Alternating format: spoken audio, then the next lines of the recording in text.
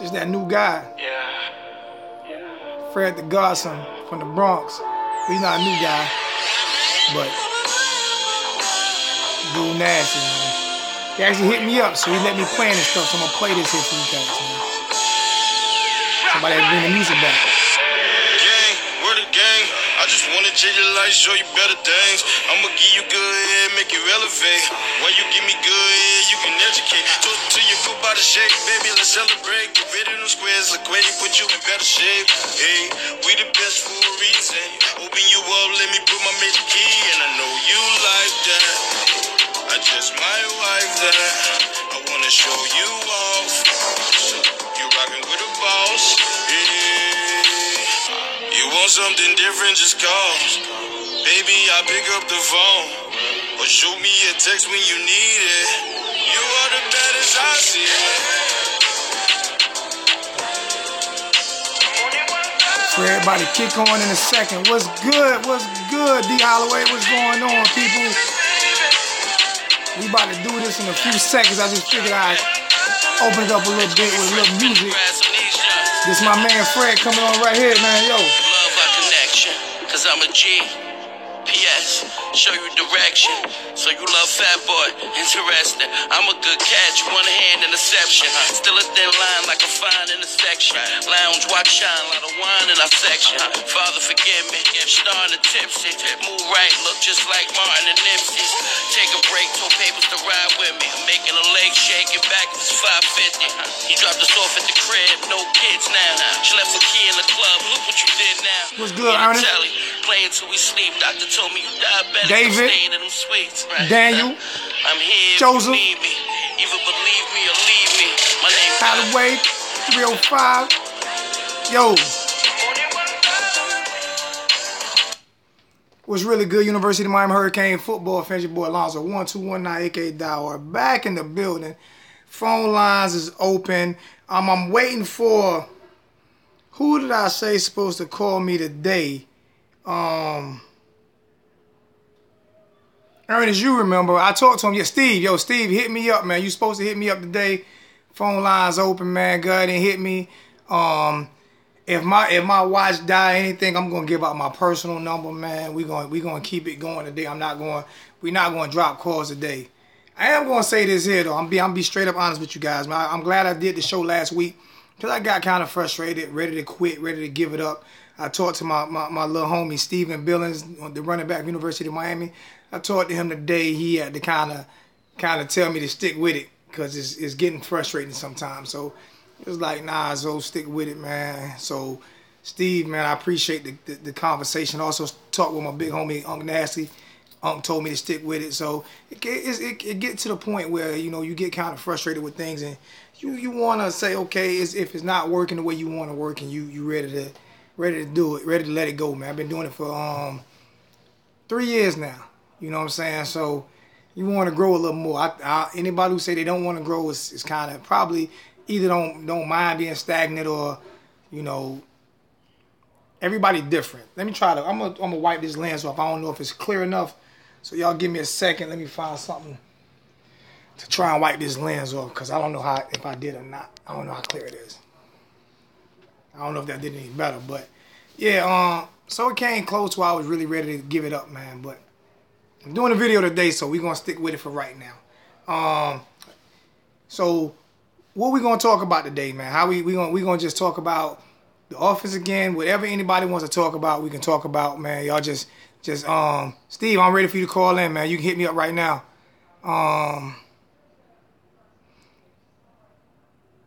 He was watching Roxanne. My bad, man. My bad. But you can call in right now. You calling now? Let me see if it's ringing, man.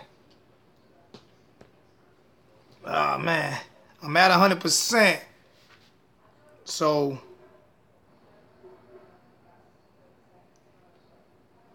hopefully you dialing the right number, Steve, because I'm not seeing it come across yet.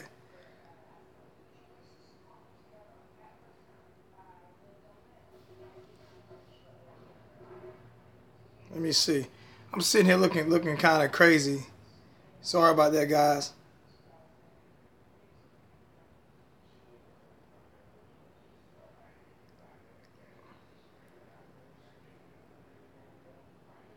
Y'all guys, like I said, y'all can hit me up whenever you want.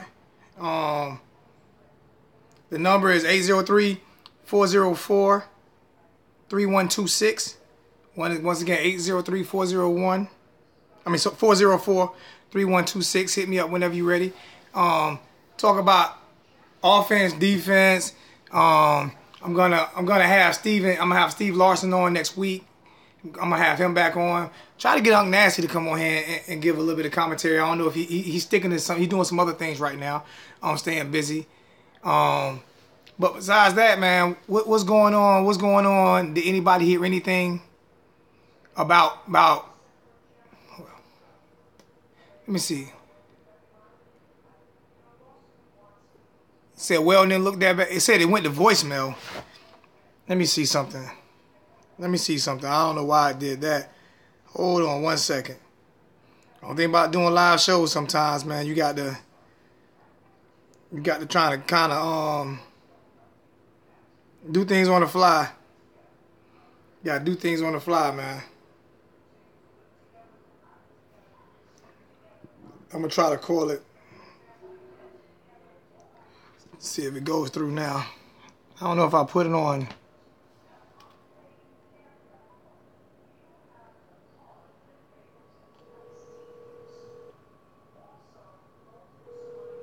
It's calling for me. It's calling for me right here. You can see it's ringing. And I answer myself. So yeah, it went through for me. So try it again, man. 803-404-3126. Try it again and see if it'll go through. Yeah, try it again, Steven. Let me know what's going on. Let me see. Weldon didn't look that bad though. I'm about to go back and read some of the comments. What's going on? Now I got Steve coming through because me and him had a discussion, so I'm gonna let him get on this. What's going on, Steve? What's going on, young money? I can't call it, man. Hey, I did set up that I did end up setting up that PayPal account. I don't know how everything gonna go with that. I still gotta try to figure out how to do it on YouTube. But getting into what we was talking about, go ahead and let everybody know who you are and what you and I talked about on air last week and then off air this week. Okay, I got you. Of course, I'm Steve Wilson. I've been following the Canes probably around about the 1983 season, but I had always, seen Miami on TV.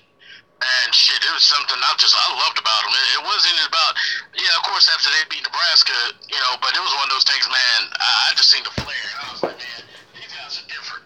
Because, by being up there in Virginia, especially Bristol, they showed a lot of Notre Dame games. And about that time, around 84, 85, that's when we started playing Notre Dame. And I was like, I'm going to ride with Miami. Live or die, I'm going to die and live by Miami. And from there, man, I just started, man, riding with them. Now what? Like I said, but I know so much about football, about angles and everything else, because I played football before.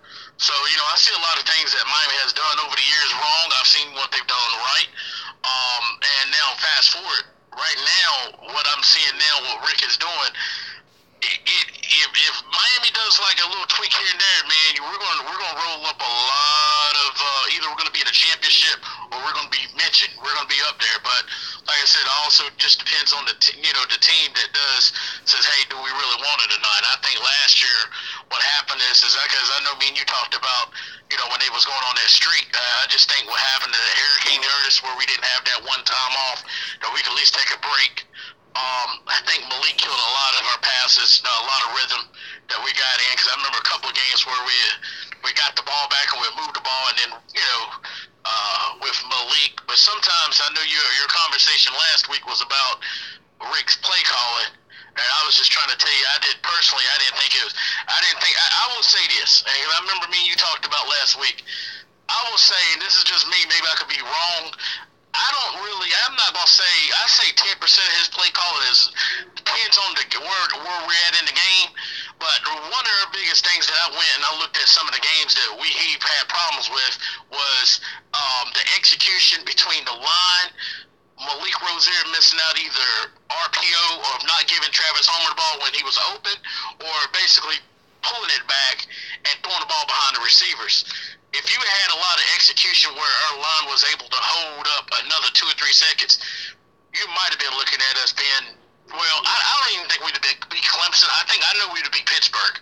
That would have been no problem. I think Clemson, the only reason why I don't think we was ready for Clemson, I think we needed probably another 2 to 3 more solid cornerbacks to hang with Clemson and what they're doing. Clemson's got a style of offenses like the Big 12, where I'm not saying their defense, but their offense is more like a Big 12 5 spread, and you got to have corners, and you have to get pressure on that quarterback quickly. I'd have done a couple schemes against Clemson, me personally, but like I said, that's what we talked about last week. Your whole conversation was about dealing with Mark Richt's play calling. Yeah, I'm just not a big fan of his play call. I'm with you, Melvin. I see Melvin Salon said Ken Dorsey has OC. I'm with that. Now, it's just that I just don't. I watched him up here at Georgia. You know what I'm saying? He was decent when he was calling plays, but when they stripped him, I don't know if the offense got better or worse or what, but I'm just not. I just think that he doesn't, just my opinion, he doesn't call plays to the personnel that he has. And sometimes you have to do that. And that was my biggest issue with Coach Richt, is that not calling plays to the personnel you have. And to me, you have to be able to adapt to whatever personnel that you have. You can't fit round holes, and square pins in a round hole is just not gonna work. And it seems like that's. I agree with you, but you also got to remember, before, I think it was 2006, 2007. Are you still there? Because I'm hearing some kind of back. I'm still here.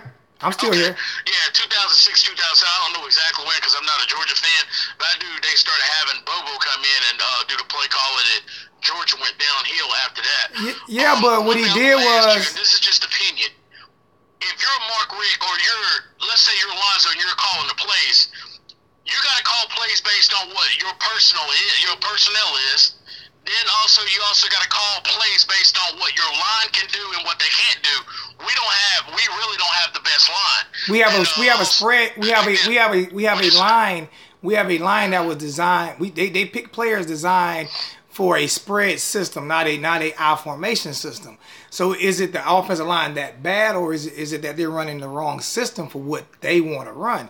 I'm looking at how bad our defense was when Mark Richt got there, and what Manny Diaz did was he looked at his personnel and he just went with an all-out, basically blitz scheme. It's not perfect. It's not a perfect scheme, but our offense did a 180. Our defense did a 180.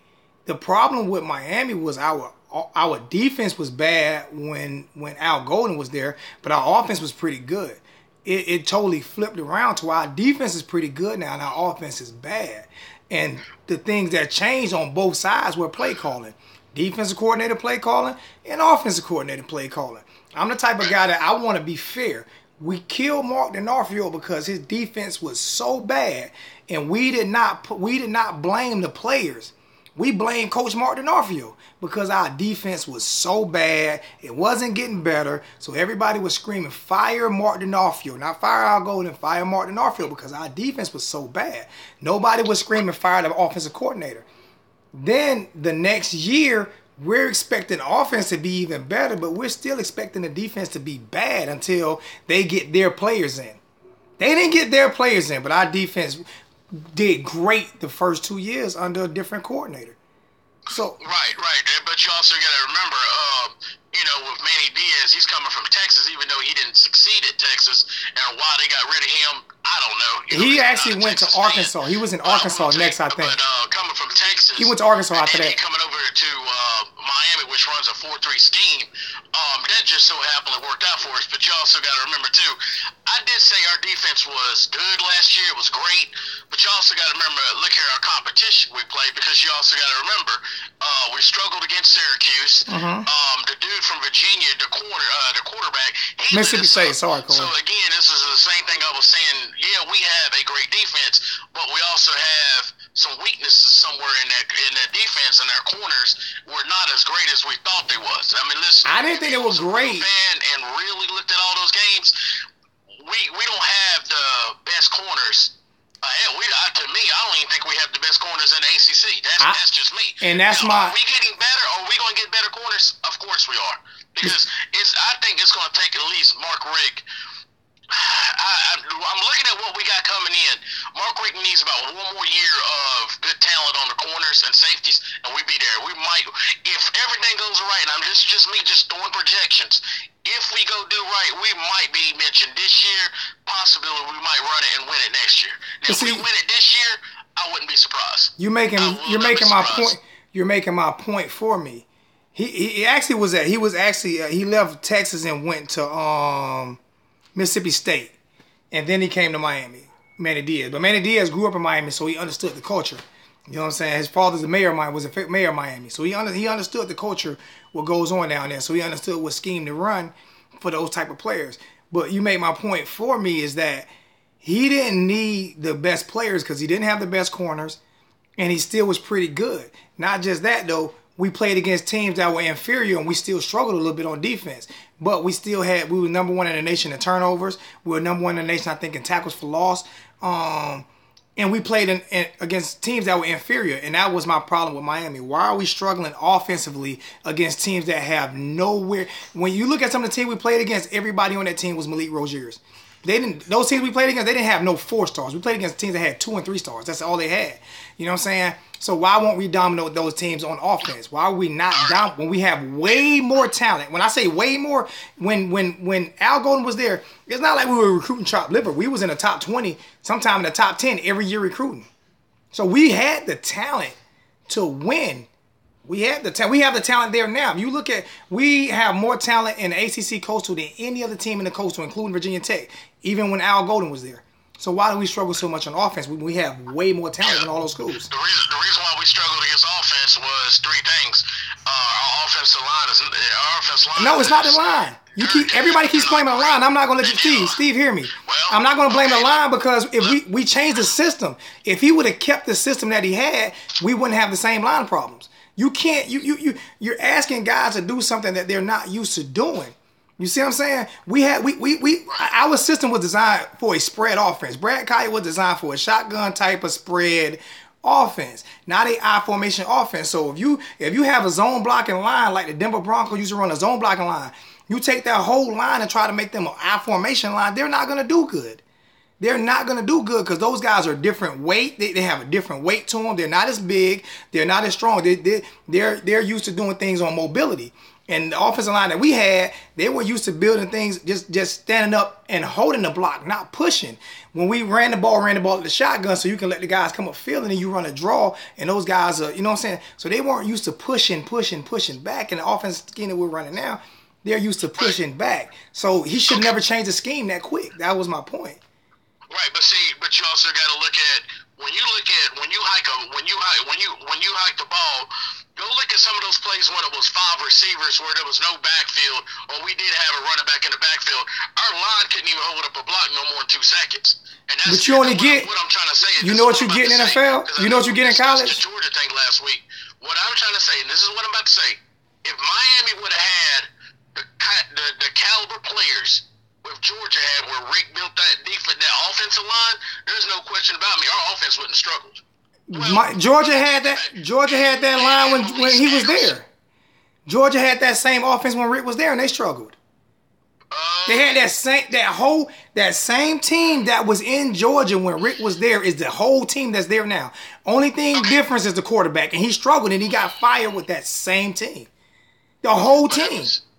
But see again, who was calling those plays? Hear me. If you let me explain something. If you asked a lot of Georgia fans, and some Georgia fans who was mad at Rick, and I'm not gonna sit here and say, hey, they had no. They had it right because I live in South Carolina. I watched some giveaway games. Y'all's biggest problem was Mike Bobo, and then not only Mike Bobo, there's something internally going with Georgia where I'm not going to discuss Georgia, but there's something internally going with Georgia. It's like something is wrong with you know why I was internally going with Georgia? Because they were one of the best recruiting grounds in the nation, and they couldn't get over the hump. You're paying a guy a lot of money to get you over the hump, and you can't get over the hump. And Bobo Wilson was hired by Rick as a basically scapegoat because he would do what Rick wanted him to do. Because they're running the same exact scheme now at Miami that they ran at Georgia when Bobo Wilson was there. Run the ball 3 times, run the ball 2 times, and then throw it. You think about it, their running backs got hurt a lot at Georgia. Their running backs got hurt a lot at Georgia. You see, I mean, it's not like I think Rick is a great head coach. I just think that he's a great manager. I just feel like he needs to.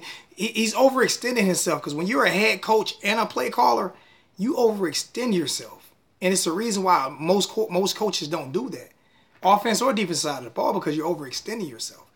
And I think he's overextending. Now he could prove me wrong this year, and I'm hoping he do because I'm hoping he do because it's in the betterment of the team. But I don't want to get in week 6 or 7 and then people screaming to fire him because I don't want him fired. I think he's the best thing that happened in Miami. But I think that if the offense sputters again this year, they're not going to give him Miami fans. I can guarantee you there's not too many Miami fans on earth that's going to disagree with me. They're not going to give him another year or two to get his players in and then say, okay, that's not Miami.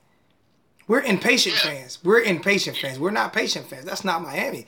And but you also got to. But okay, let me before I even get into that, let me ask you a question. Okay, if Miami would had let's just say we would have had what's the guy that Mark Richt was recruiting, and Mark Richt got fired from Washington, but now he's not playing for Georgia. He left.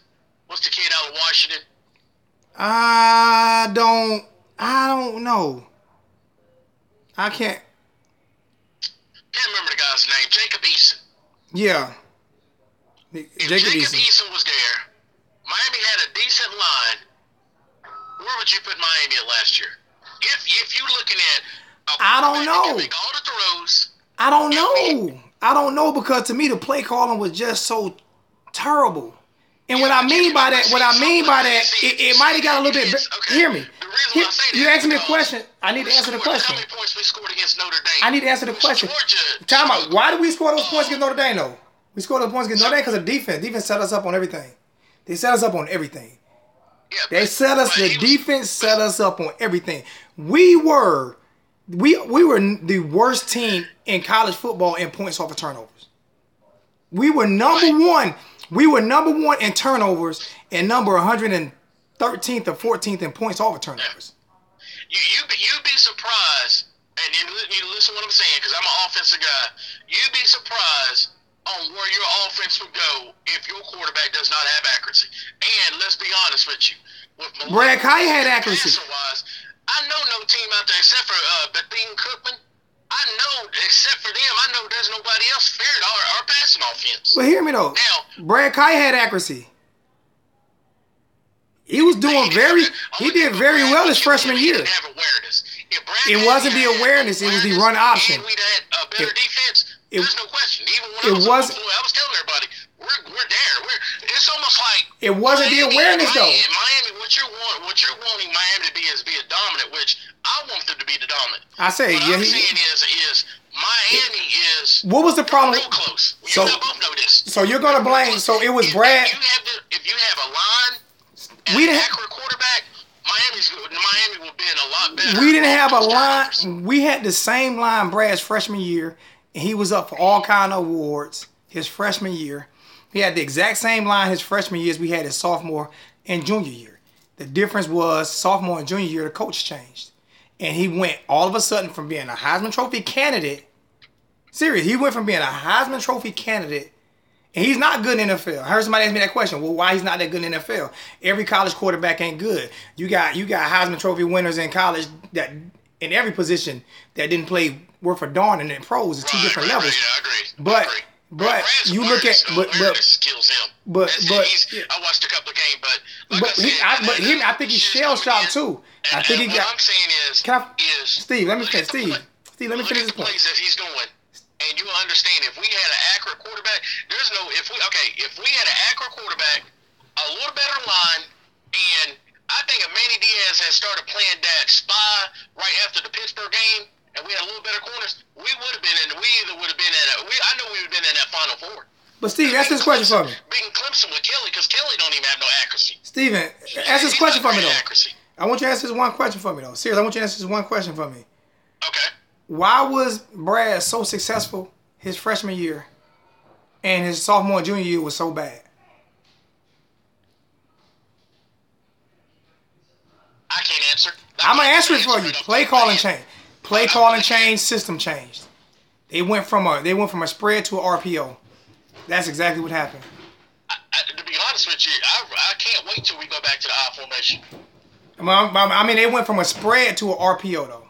They was in a spread system with Brad, and they went to an RPO, and that's what happened. You run a run pass option with a quarterback that's not mobile. You don't. That's all coaching. That's 130% coaching. That has nothing to do with a player. You know he's not a mobile quarterback, but you go to an RPO system with a quarterback that's not mobile at all. Now I agree with you on that. I wouldn't have went to no RPO with Kaya. So that's what killed us. That's what killed us. Should have never did that. That should have never been done. As a matter of fact, if you look at the game against Duke, when we ran the same spread system with Malik Rozier, when they ran the same spread system, Malik balled out of control against Duke. In that same spread system, when they fired Al Golden and your boy was the head coach, Malik played great against Duke that game. Okay, you talking about last year? You know why he played great last year, don't you? With Duke. I tell you, that was in a different system. That was his best offensive game ever, and it was in a different. That's what I'm saying. Rozier, he's up and on. That's what I'm saying. Rozier is up. This week he might look great. Next week he might. Not disagreeing with you. Not disagreeing with you though. And also too, by Walton going out, that also hurt us too going but down the stretch because not this. You know why he went out though? You know why Walton went out? Coming in as a do you know why Walton went out? Like that boost where Walton get rest. Homer comes you know why Walton went out? We don't lose a beat. You know why Walton went out? Is the main back. Steve. Go ahead. You know why Walton got hurt? Because he wasn't rotating running backs. He was killing Walton. That's why Walton got hurt. They weren't rotating running backs. Walton got overworked. Danny Wright saying Walton got overworked. He wasn't rotating. He wasn't even playing DJ Dallas at running back at all until Walton got hurt. These are the points that I'm making. It's not that I'm picking on Coach Rick or that these are observations. He didn't start playing DJ Dallas until Walton got hurt. He overused Walton the same way he did running backs at Georgia. The same exact way. These are his tendencies of doing things that does not work. If it worked, no one would have a problem with it. I can't sit here and say, wait until he gets his players in. When I'm looking at what Kirby Smart. Kirby Smart don't have none of his players in. He has all Rick players, and he's doing better with Rick players than Rick did with Rick players. Yeah, but he did that by default because like I told you last week. It don't matter. The SEC East is no good because if that was the case, why did Kirby Smart go in the first year? How good was that national championship game? And who won the East that year? Was it Florida? How good was that national championship game? Florida wasn't no good that year. How good was that national championship game? How good was that national championship game? He almost beat Alabama. Who did? Georgia. Oh, but you see why Georgia lost, didn't you? He lost to the master. He lost. No, he lost to his master. He lost because, and this is what I'm about to say, Georgia didn't want it. He lost to his master. Obi-Wan can't. Who don't lose to Nick Saban? That's what I'm saying. Who doesn't? Yeah. Remember, you and I discussed this. Nick Saban is just head and shoulders above a lot of coaches. He has shoulders above every coach. Every coach in college football, he's head above his shoulders. They're not even close. And you talked about this also too. When you're looking at him with Belichick, and then Belichick with Jimmy. You talked about this before. What happens is Nick Saban understands. Look, I can listen to them and understand that. Now, Rick, maybe it might take Rick to go talk to somebody, but I will tell you this. Rick's strategy, and sometimes it's just laid back. I think his teams take the personnel and take the persona of the coach. And I just think Mark Rick and his teams are laid back. I know they can turn it on, but they turn it on sometimes when they're losing, and it might be too late. That's my only problem what I have with Rick. Rest of that, I think if Rick can get to the point to where, like, when you see the intensity when we came out that Notre Dame game, if we have the intensity like that every possession, it's going to be hard to stop us. But you're right. Now, like I said, I'm not going to sit here and say Rick's play calling is the best, because, no, I'm not saying that. I'm just saying before I start saying, oh, it's Rick and this play call, no, you have to also look at other stuff before I can say, oh, it's this, it's 100% at this. You know what? You know why I look. You know why I'm not looking at the other stuff. Though I'm just being honest with you. I'm just being honest with you. Maybe this is maybe me being closed-minded, which I can be sometimes. I'm just looking at how much better our offense was under James Coley compared to how it is now. Within 1 year, our offense went from no one talking bad about our offense. No one was talking bad about our offense when James Coley was our offensive coordinator. And actually, when he got moved along, people was actually upset when they got rid of Coley. So no one talked trash about our offense when Coley was there. And then the next year, the offense was just terrible. That's why I'm blaming Rick. Because the only thing changed was the play calling. Yeah, but also Coley was the reason why we lost to Florida State, too. I know it wasn't Coley, it was Golden. It was Golden. Okay. It wasn't Coley, it was Golden. Golden told Coley that we got the lead. Our defense should be able to hold this lead. Do not turn the ball over, go conservative. That wasn't Coley, that was Golden. Coley wanted to step on their throats. Right, but that was Golden. Look at Herbstreit. Look at Kirk Herbstreit when he was saying, he said, man, they're getting predictable. We just have 17 points with the ball and playing in the Orange Bowl, and we still lose to Florida State. Yeah, so, because Al Golden said, stop throwing the ball, stop doing this, stop doing that. Al Golden wanted the offense not to turn over the ball, and hopefully the defense would be able to sit back and win the game. And when it was all said and done, we lost momentum because of Al Golden wanted to protect his brother. That's what that was about. That had nothing to do with Coley. With all that said, so do you really think that with Miami's plan last year, do you think because once they beat Florida State, do you think that not only did they get relaxed and say, hey, we can win this, and two, by Florida State playing Clemson and only winning by 10, do you think Miami got to the point to where they got so relaxed that where it's like, you know what? No. Florida State is the top, and we can turn it on, turn it off whenever we want to. No, I thought the play call was horrible all year, and I thought our offense looked bad all year. If you go back and look at every video that I made after week, I started actually the year before last when the first 4 games we couldn't score any points against anybody, and our defense had to win the first 4 games back in 2016. And then 2017 was the same way, so we couldn't score any points. So I complained about our offense the whole year.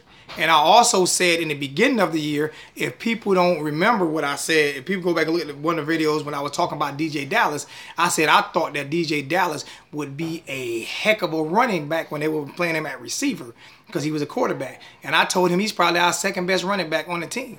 And I said that last year about DJ Dallas before the season even started. So my thing was, no, I don't think that we got conservative. I think the offense was horrible for 2 years now. That's just my opinion, though.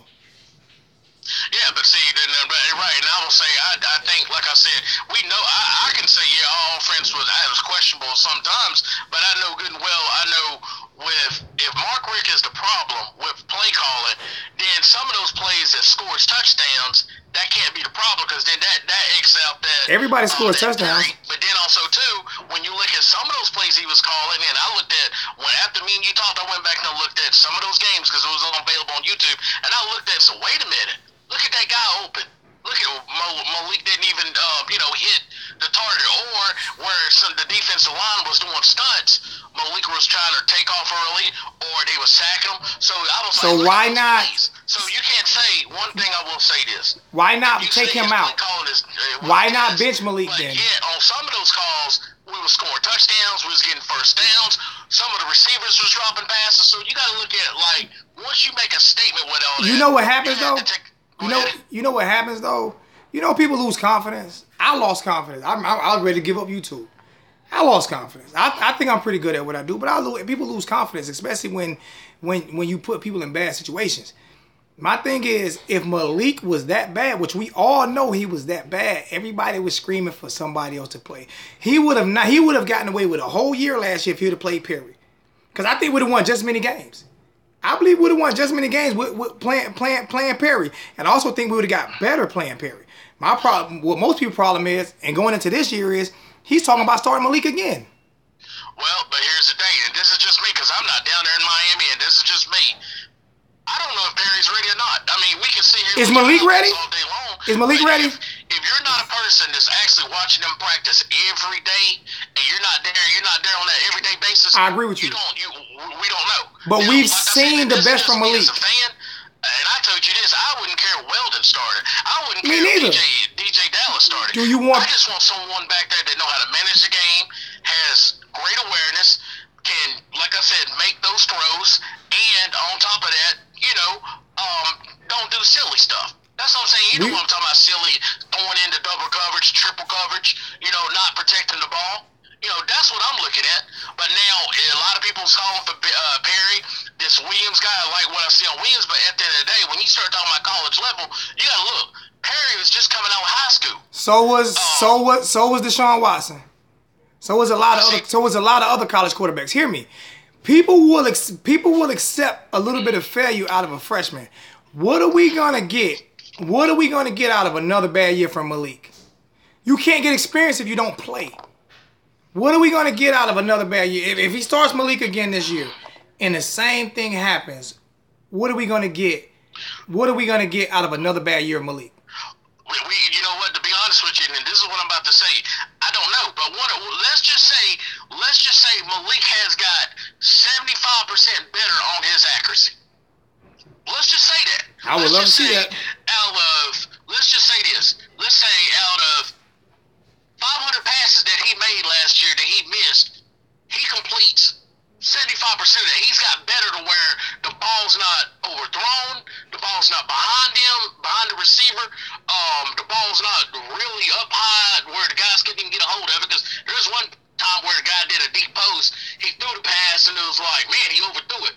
What I'm saying is, if you take 500 passes and Malik Rozier has got better at 75% accuracy, you don't know where we might be in that championship next year. If he's 75% more accurate than he was last year, that means we'll win the national championship. Because if you can complete 75% of your balls, you're gonna win that championship every year. But that's what I'm saying. So but he's not gonna be that. He ain't gonna be that good. He said that he knew what his problem was.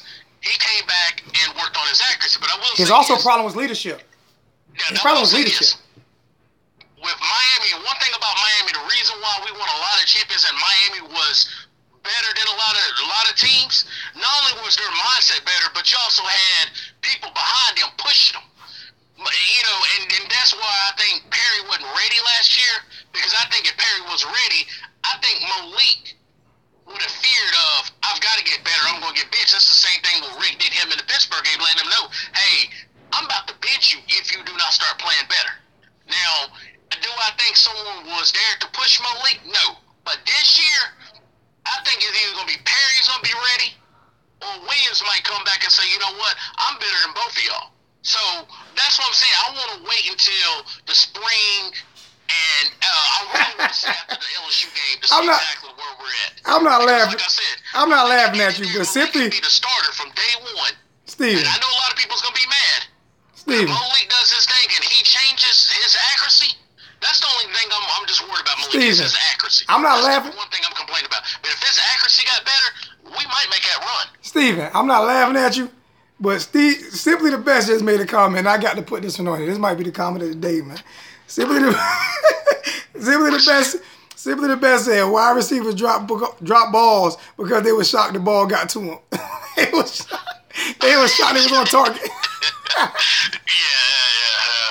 I will tell you, like I said, but if I want somebody to step up, somebody, because you and I both know we have the team to compete. You and I both can agree on that. Oh yeah, we have the team. I want a better quarterback. So why I want a quarterback play. I want better play calling too, man. I don't want. Because I ain't gonna lie, even in that Wisconsin game, and even though Wisconsin's running a 4-6, and that's one of the dangerous defenses ever actually created. And I'm not gonna get into that, but we was up 10, 14, 10 or something, and Mark Rick called a quarterback's receiver screen. And he threw it right to the defensive end, and it's like, I can't even defend you no more on that particular. Like, not only was it accurate, but his thinking was, what was you thinking? So, I don't know. And then one thing I can't say, let me play devil's advocate. What about Malik Rozier has actually hit his peak to where he's not even going any higher? That's what I'm afraid of. You about to make me cry now. let's just wait until this year. I don't want no. I don't want to wait until this year. No, I'm serious. We got to. I know we have to. I'm not disagreeing with you. Spring, and we have, like I said, we have the summer, and then we have the first game against LSU. And like I said, I'm hoping if Perry is ready, or Williams is, or Weldon, if they're ready and they're put them in there. All right, Steve.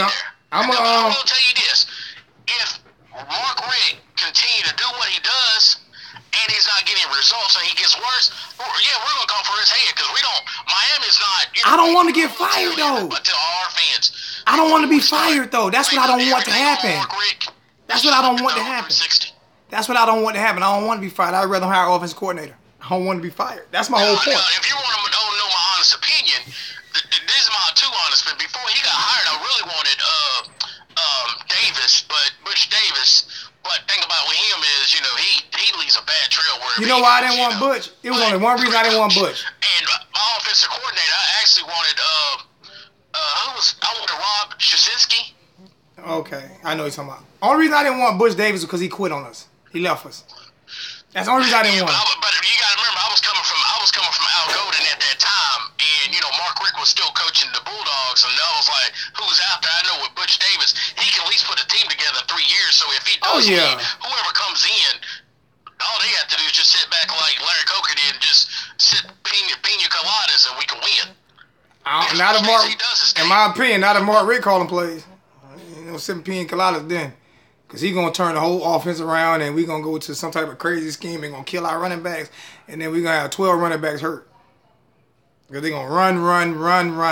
I think we got Nebraska offense right now. I'm serious. Hey, Steve, I'm going to let you go, man. I'm going to see if anybody else wants to call in, man. I'm going to let you go. I did get a couple of chats to see if somebody want to call in. I appreciate you got my number, and you got my cell number too, so we'll talk a little bit more, and I'll have you on again, man. I really appreciate it, man.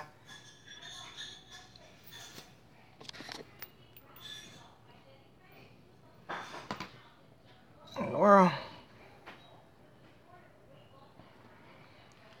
Hey, that phone went dead. What I'm gonna do is I'm gonna do something a little different. I'm gonna give out my personal cell number because my watch went dead that quick. It's kind of crazy how fast that watch goes dead. It don't make no doggone sense how fast that watch goes dead. So what I'm gonna do is I'm gonna give. Is somebody calling in now? Let me see. Hello? Yeah, sorry about that. Hey, Steve.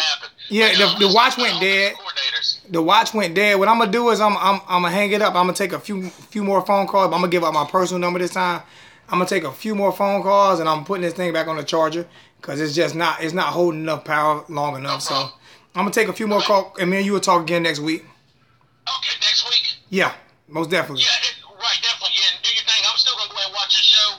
And like I said, do your thing, man. I appreciate you, man. I appreciate you too, brother. Thanks, bro. You got my personal number, so you can always hit me on that too, man. Yeah, hey, hang in there, man. Appreciate it, my brother. Thanks. All right, young money. All right. I'm gonna give out my personal number this time, so we can, if anybody needs to call in, we can talk. Cause I know my phone a whole lot more power than that watch. So please don't call me during the weekdays because I will be blocking numbers if people just start calling me during the weekday until I get a better system set up. But the number is 803-201-0135. Once again, it's 803-201-0135. Anybody wants to hit me up, give me a call right now. I'm gonna put it on. Give me a call right now. We can talk and let me know what you think about what's going on with offense or defense or special teams or anything else. So y'all can hit me up. I just put it on. Y'all can hit me up and let me know what you guys think going on. Steve had a lot of valid points, man. And it's not that my whole thing is I don't want to see Coach Richt get fired. And that's what I'm trying to avoid. I don't want to see him get fired. What did he say? What was that last comment? He said, Rick is a Miami guy with the SEC recruiting roots. Don't get no better. I can agree with you on that. Let's see. Hello? How you doing, man? What's going on? Who am I talking with? It's Bernard Davis. I listen to the show a lot. I just wanted to call in and give my take on the quarterback. All right, go ahead, man. We listening, man. Hopefully everybody can hear you, but we're listening right now. Yeah, sure. My thing is, I'm mostly a defensive guy. I played linebacker in college. But looking at the quarterback position, I feel bad for Rick in a little bit of way because even though I agree with you that his play calling a lot of times, will frustrate you because it looks like, he calls stuff that's very conservative. It was like it's easy to see what he's about to call. But I think a lot of it came from not having a lot of talent at quarterback, and that just came from what he had to deal with both here. See, I can agree with you on that, but my whole thing is you kind of sound muffled a little bit. I don't know if your phone kind of sound muffled a little bit, but I can agree with you on that. My whole thing is, like I said, was he changed the system when the offense was better before he got there, and that's the whole point that's my whole problem with everything is that the offense was better before he got there. So why did it get worse once he got there? That's my whole problem with the thing. Explain to me what you think about that, man. You know what? I think not just him. I think some coaches in general, when they come in and they bring their system in, good or bad, sometimes, I've seen University of Texas, Coach Herman, he did it with his quarterbacks and everything, which the Longhorn fans didn't like, and Rick did it with Kaya. He had Kaya playing in a system where we know Kaya don't have the feet for that type of system, but that's just what Rick did. Sometimes coaches also do that for recruiting purposes, so that the recruits know, hey, this is the system I'm going to have you guys playing in. I don't really agree with it, but that's what a lot of coaches like Rick do. Yes, and that's my problem with the whole situation is that he did not he decided to change the offense for really no reason at all because our problems was defense. You could have changed the offense 2-3 years from now and started incorporating your offense, but it really set the offense back. We don't even get tight ends involved anymore. Our tight ends stayed involved under James Coley. They're not involved anymore. So we run the same generic routes, and that's my whole problem with him changing offense. I just thought that he should have just basically kept the same offense until he decided to get the players that he wanted to run his offense with. You can't put Peyton Manning in the RPO. It's just not going to happen. You can't put Tom Brady in the RPO. It's just not going to happen. Those are just things you can't do. I agree with that.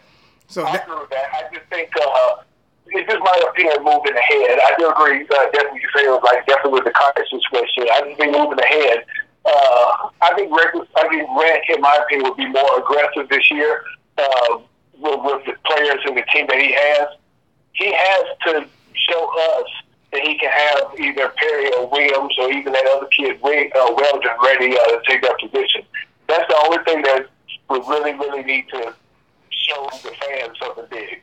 That quarterback position, he has to fix it. That last 3 games, that was awful. But it was also awful because our play calling is so predictable.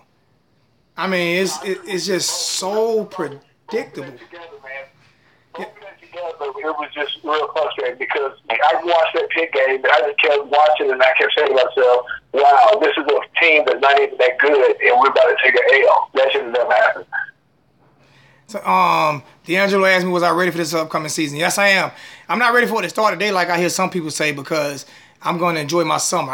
We don't get year-round summer in South Carolina like everybody in South Florida do. So I'm actually not ready for the season to start right now, but I'm ready for it. But I do want to enjoy my summer. Let me answer another question. See, Daniel said, I want to see Rick with the same fire that he had. I don't know if he hung up. I'm sorry if you hung up. I was just answering a few questions. He said, I want to see Rick with the same fire. I would like to see him with the same fire. I like to see him do things a little bit different. Get out of your element. Last call I was on, I don't know if he hung up or if I lost him. Sorry about that. I was just reading some of the comments. I wouldn't stop listening to you. But yeah, man. Just seeing things change up and him getting a little bit better with play calling and quarterbacks getting a little bit more accurate and everything. You know what I'm saying? I like to see a lot of that. I like to see a lot of those things happen. I just want to see the offense get a lot better.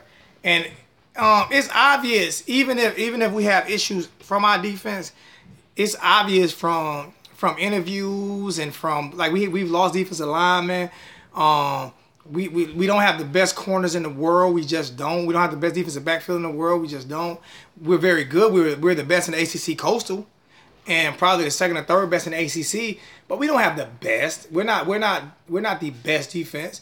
But people know our defense play with effort, and they play hard, and they play with grit, and they give everything. So we're not really concerned about our defense not doing well this year. They might not be great, but people aren't concerned about our defense not doing well this year. At the end of the day, we're still concerned about our offense. At least a lot of the fans like myself are. So I just want to see if we get better. If we're going to get better on offense, we have to get better on offense, man. We have no choice because it's not good right now.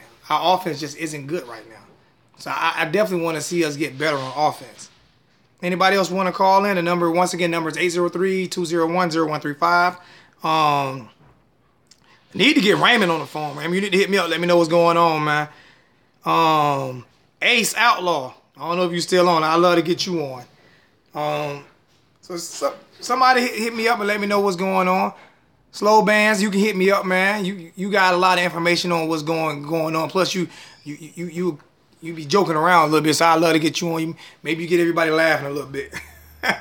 But yeah, I'm definitely going. Hey, D. Yeah, call me, D, because I've been trying to get you on for a minute, man. I was actually going to get you on last year just to holler at me. So yeah, D Holloway, give me a call, man. You can call me right now, 803-201-0135. Give me a call. Let me know what's going on with you, man. I know you know a lot about what's going on down at Miami right now. So yeah, definitely hit me up, man. And like I say, once again, I'm definitely gonna do some things. A few guys told me last week, if you guys look at the end of the if you guys look at the end of the show last week, they were telling me to do like some type of page for people to like donate 50 cents, $1, $1.50, whatever you can. Because I'm definitely going to try to get better equipment. Y'all see I'm scrambling right now trying to, let me see, what's it? No, anybody can call in, man. It's not just for Miami fans, man. We're talking about Miami football, though. But I see you got an 850 number, so you must be from Tallahassee, somewhere around there, Panama City, Pensacola area. Take this in. What's going on, man? Who I got here? This is Sean, Navy 1279. How you doing, Alonzo? I'm doing great. What's going on, brother? How's it going? Good. I'm just going to give you my input on the quarterback situation. This is what I just see from spring practice. I'm not seeing a lot of film, but I'm just going by what the film I saw. This is how I would tell my starting quarterbacks for the season. Okay. Guys, let me know what you're talking about. Let me know what you saw, because I haven't been there, so I've seen a few videos on Facebook and stuff like that, but nothing accurate. I'm just going by what video I saw for spring ball. Number one, I'm going to have my starting quarterback's going to be Perry. Okay. Number two is going to be Williams.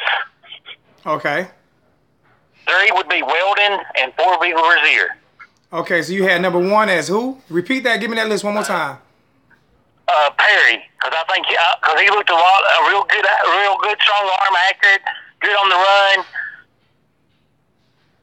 And who you had at number 2 again? Well, Jaron Williams, the incoming freshman. Okay. Because he looked really good too, what I saw. And Weldon looked good. And Rozier just felt like he struggled a lot on the RPO stuff, what I saw. I know he had a shoulder injury, I think, but I mean, it just still didn't look like he's all there. Looked like last year? Yes, sir. I'm not watching a lot of film, but I mean, I just saw bits and pieces of 2 or 3 minute film from spring practice. And the bad thing is they try to put out the best part of the film. They never put out the worst part. They try to put the best part out. You know, so I'm pretty sure that most people are agreeing with you. From what I'm seeing in the comment section, most people are agreeing with what you saw. You know, and this is my big frustration is that. And you got some people, Raymond right now said that he thinks that that Williams needs to redshirt. I wouldn't disagree with that. But you got most people either flip-flopping between Perry and Williams. And then you got some people throwing Cade Ward in there. Yeah, that's the number. That's the number right there. That's the number, Daniel. Yeah. You got some people throwing Cade Weldon in there because Cade Weldon can ball. You got some people throwing him in. But I don't see too many people that's happy with Malik getting the nod. And it's the reason for that. Yeah.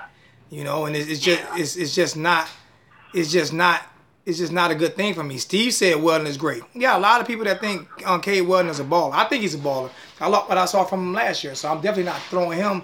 I'm not just not gonna, you know what I'm saying, give him an opportunity as well. But you know, just like everybody else know that I like to see Perry out there.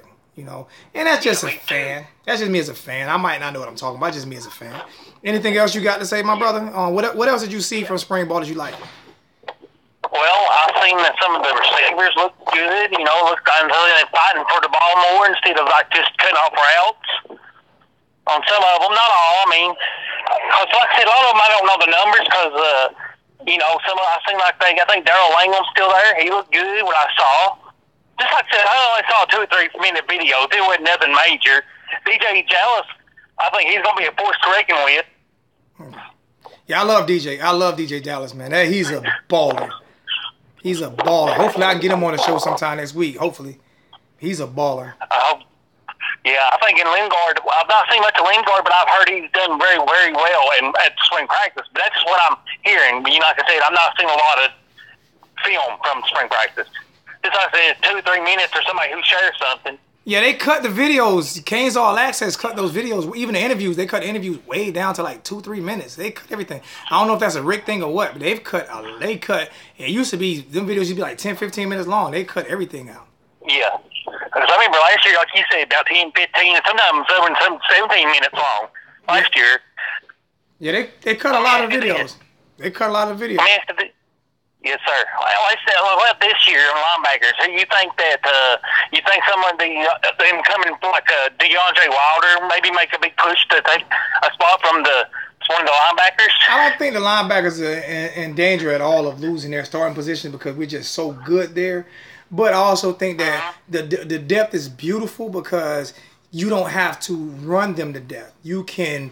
It's always whether you're a first, second stringer starting anywhere, a place like University of Miami or Alabama like that, you're gonna get just as much playing time as the first string or the second string because they're gonna rotate so much to stay fresh.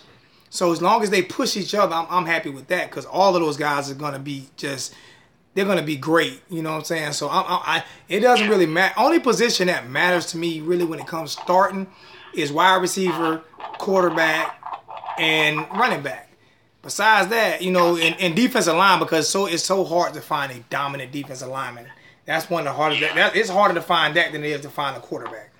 So, I agree. So yeah, I mean, go ahead. I was gonna say, I think that the one we got from American Heritage, Sylvia. I think I think I said his wrong name. I think he'll be a starter on day one if he comes in and catches up real quick with everything. Can't disagree with you on that neither, man. We're talented, and that's my frustration is that, you know, I hear a lot of fans say when Coach Rick gets his players in. I mean, like I say, people can go look at the last 5, 6, 7 years of recruiting. We're always in the top 20, you know, and sometimes in the top 10, you know. So a lot of times in the top 10. So I mean, I'm not understanding about get your players in when you already have great players in. People act like you're supposed to get nothing but 5-star. We get a bunch of 4-stars. And even Alabama don't get 15 5-stars a year. They might get 6, 5 or 6. There's not that many 5-stars in the country for any team to get more than like 5 or 6 5-stars. And they get the most. Everybody else get 2 or 3. Miami hadn't been getting a bunch on, sometime 1, but we're loaded with 4-stars. And that's, like I said, we have the 3rd best recruiting in the ACC over the last 5, 6, 7 years before Coach Rick got there. So we have talent there. We didn't have the depth because we weren't getting as many recruits because we were on probation. But we definitely got the talent. Yeah, and we're going to get off the probation scholarship thing, ain't we, after this year? Yeah, we're off of it. We're off of it now after last year. Last year was the last year, I believe. Oh, okay. Just want to make sure. Yeah, like I said, we could also have some diamonds in the rough, like at Mueller, that when it's a 3-star that we got, defensive tackle. Yeah. I mean, Ray Lewis was a 3-star. I think Ed Reed was a 2-star. I think. I'm not 100% sure. I think Ed Reed was a 2-star. Yeah, I mean, so. Because I know there's 3 different recruiting websites like Rivals and 24/7 and Scouts.com. Yeah. So I was going by what 24/7 said. They said I think he was a 3-star. Jordan Miller. He might have been a 2-star. I could be wrong as well. Who do you think's going to take Malik Young's start position? I mean, it's sad about him because he was a great ball player. Very tragic, sad that Yeah, I don't know. playing this year. I hadn't even thought about that. I wish I can talk to Malik. Hopefully when I get down there, I can see him and pull him to the side and have a conversation with him. That was tragic, and I hate that happened to the young man. And such a good player. His family and himself. Yeah, man, just sad, man. And one thing I can say about University of Miami, we can sit here and argue and do all these things here, but the fans and the family and the players and the coaches and the students at UM, they're gonna be there for Malik. You know that. It'll work out for him. God got better plans for him. Yes, sir. He could be like a coach, assistant coach, a student coach, or get into coaching or something. Yeah, God got plans for him. I really believe that. Yes, sir. What's your name again? Brother?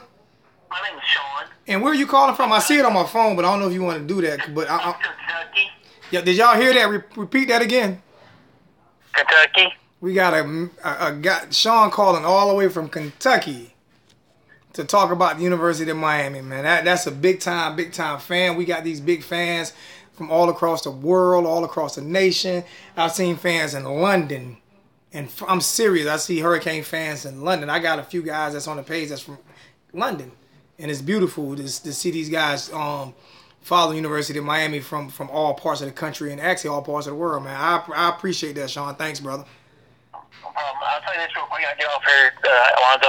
Thank you for what you do on the videos. I watched last year. Then this first time I called in on this from this year. Out of all the receivers, who do you think will step up next? You know, in the next position. Oh, I'm serious. It is so hard because you have so many good receivers, and I don't know. I'm dead serious.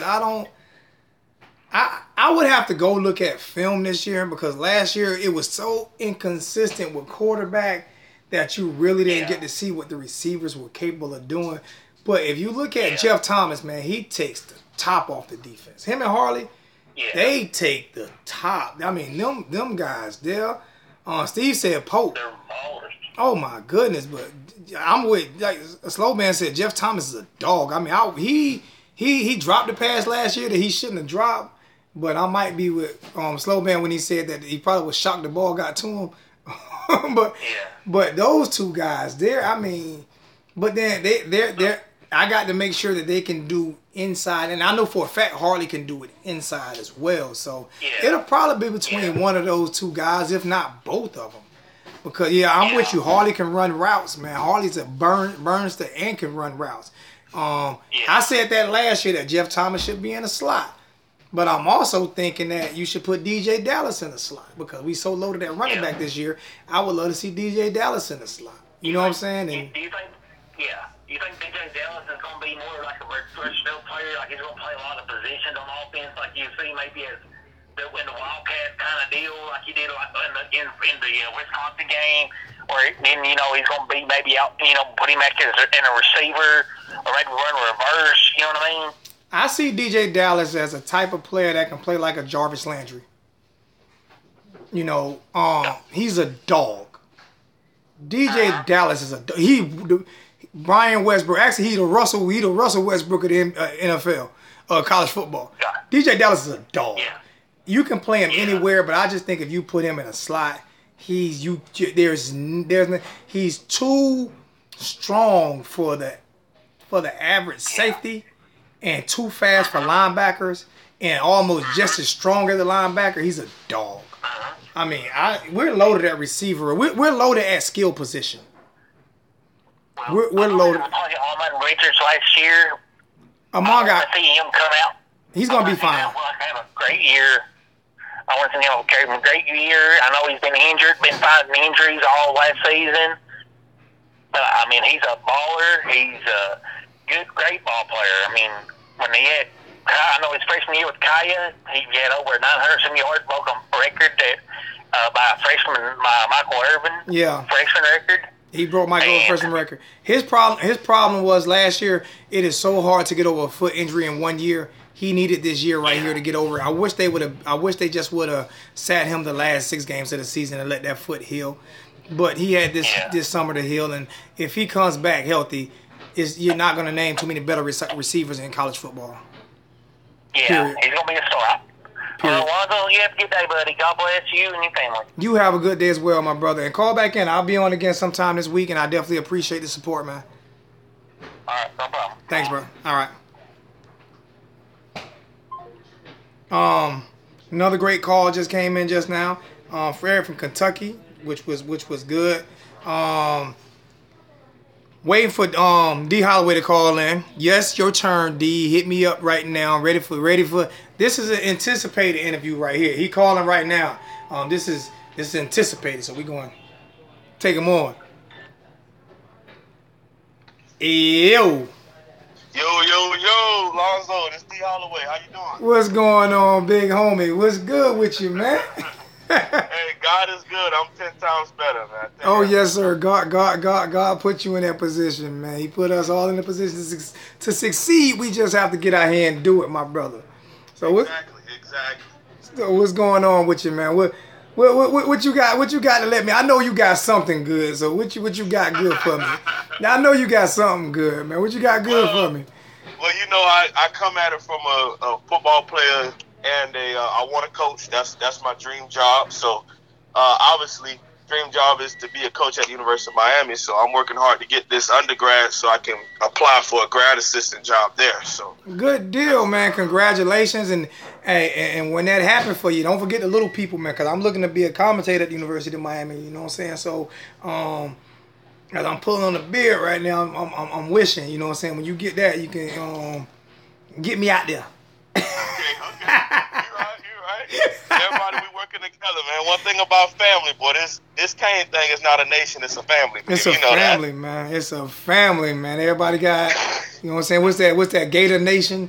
Yeah, whatever. That's what they got. What they know. We a family, man. We're a family. Yes, Lord. Well, let's go ahead and get into business. As a defense lineman, I would like to address McIntosh and Norton leaving.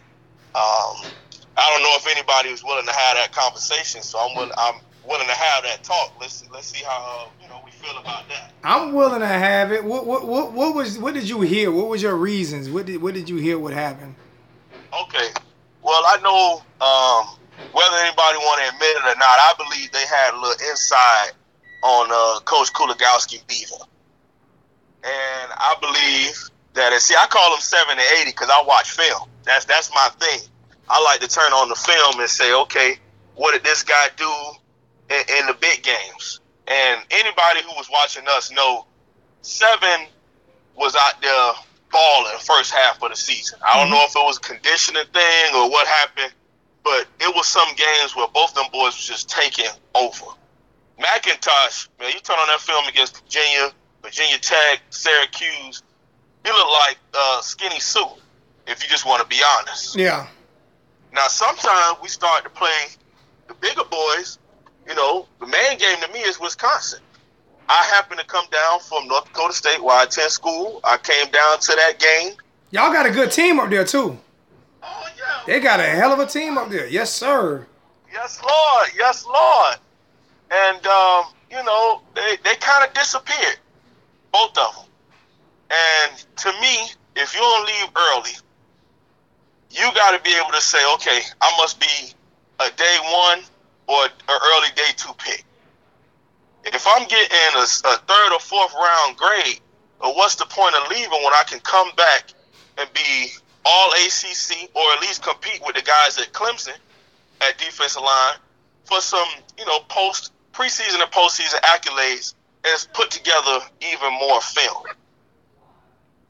I agree with you. That's what I was looking at from.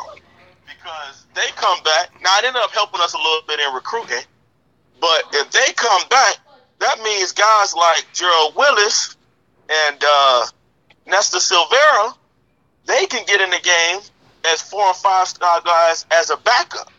So now they can get in the game, and the guy that's been going against 80 and 7 all game long, getting beat down, you put them boys in there, they flying to the quarterback. Because now. They got fresh legs. Gerald Willis balled out of control the second half of the year, in my opinion.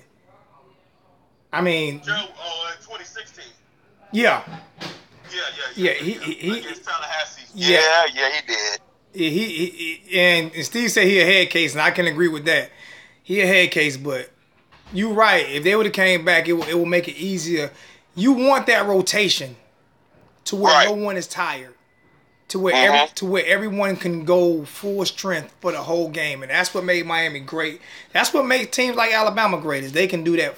They can do it because the guys behind them are just a tiny bit, not a tiny bit on a different level, just a tiny bit. They're there, but they're not all the way there. So they have time to grow into it. You know what I'm saying? Right. And you don't miss too much when you sub out. So exactly. I agree with you, man. I don't know if it's personal, if it was personal problems, or if they needed the money from the situation that they come from, parents or anything like that. I can't. It's kind of hard to discuss that, or if an agent or someone told them that they're gonna be a first or second day pick. You know, it's just it's hard. It's hard to turn down that kind of money sometimes if you think you're gonna get it. If you think you're gonna get it, man. And defensive linemen with their skill set is hard. It's hard to come across defensive linemen with their skill set. So maybe they're gonna be first, second day picks. I tell you what, it'll benefit Miami to the utmost if those guys are first or second day picks. It'll benefit Miami. You know. Of course. Now, you know, one thing I also look at is I go back. I heard y'all talking about that, you know, Al Foden guy. You know, he hurt a lot of guys, and I don't even like bringing them up because I was class of 2014, coming out of high school. So the guys I looked up to was, you know, that 2008 recruiting class of Ja'Cory Harris and Sean Spence, and then, you know, we moved into the Denzel Perrimans and Philip Dorsett's and Anthony Chicolos and guys like that.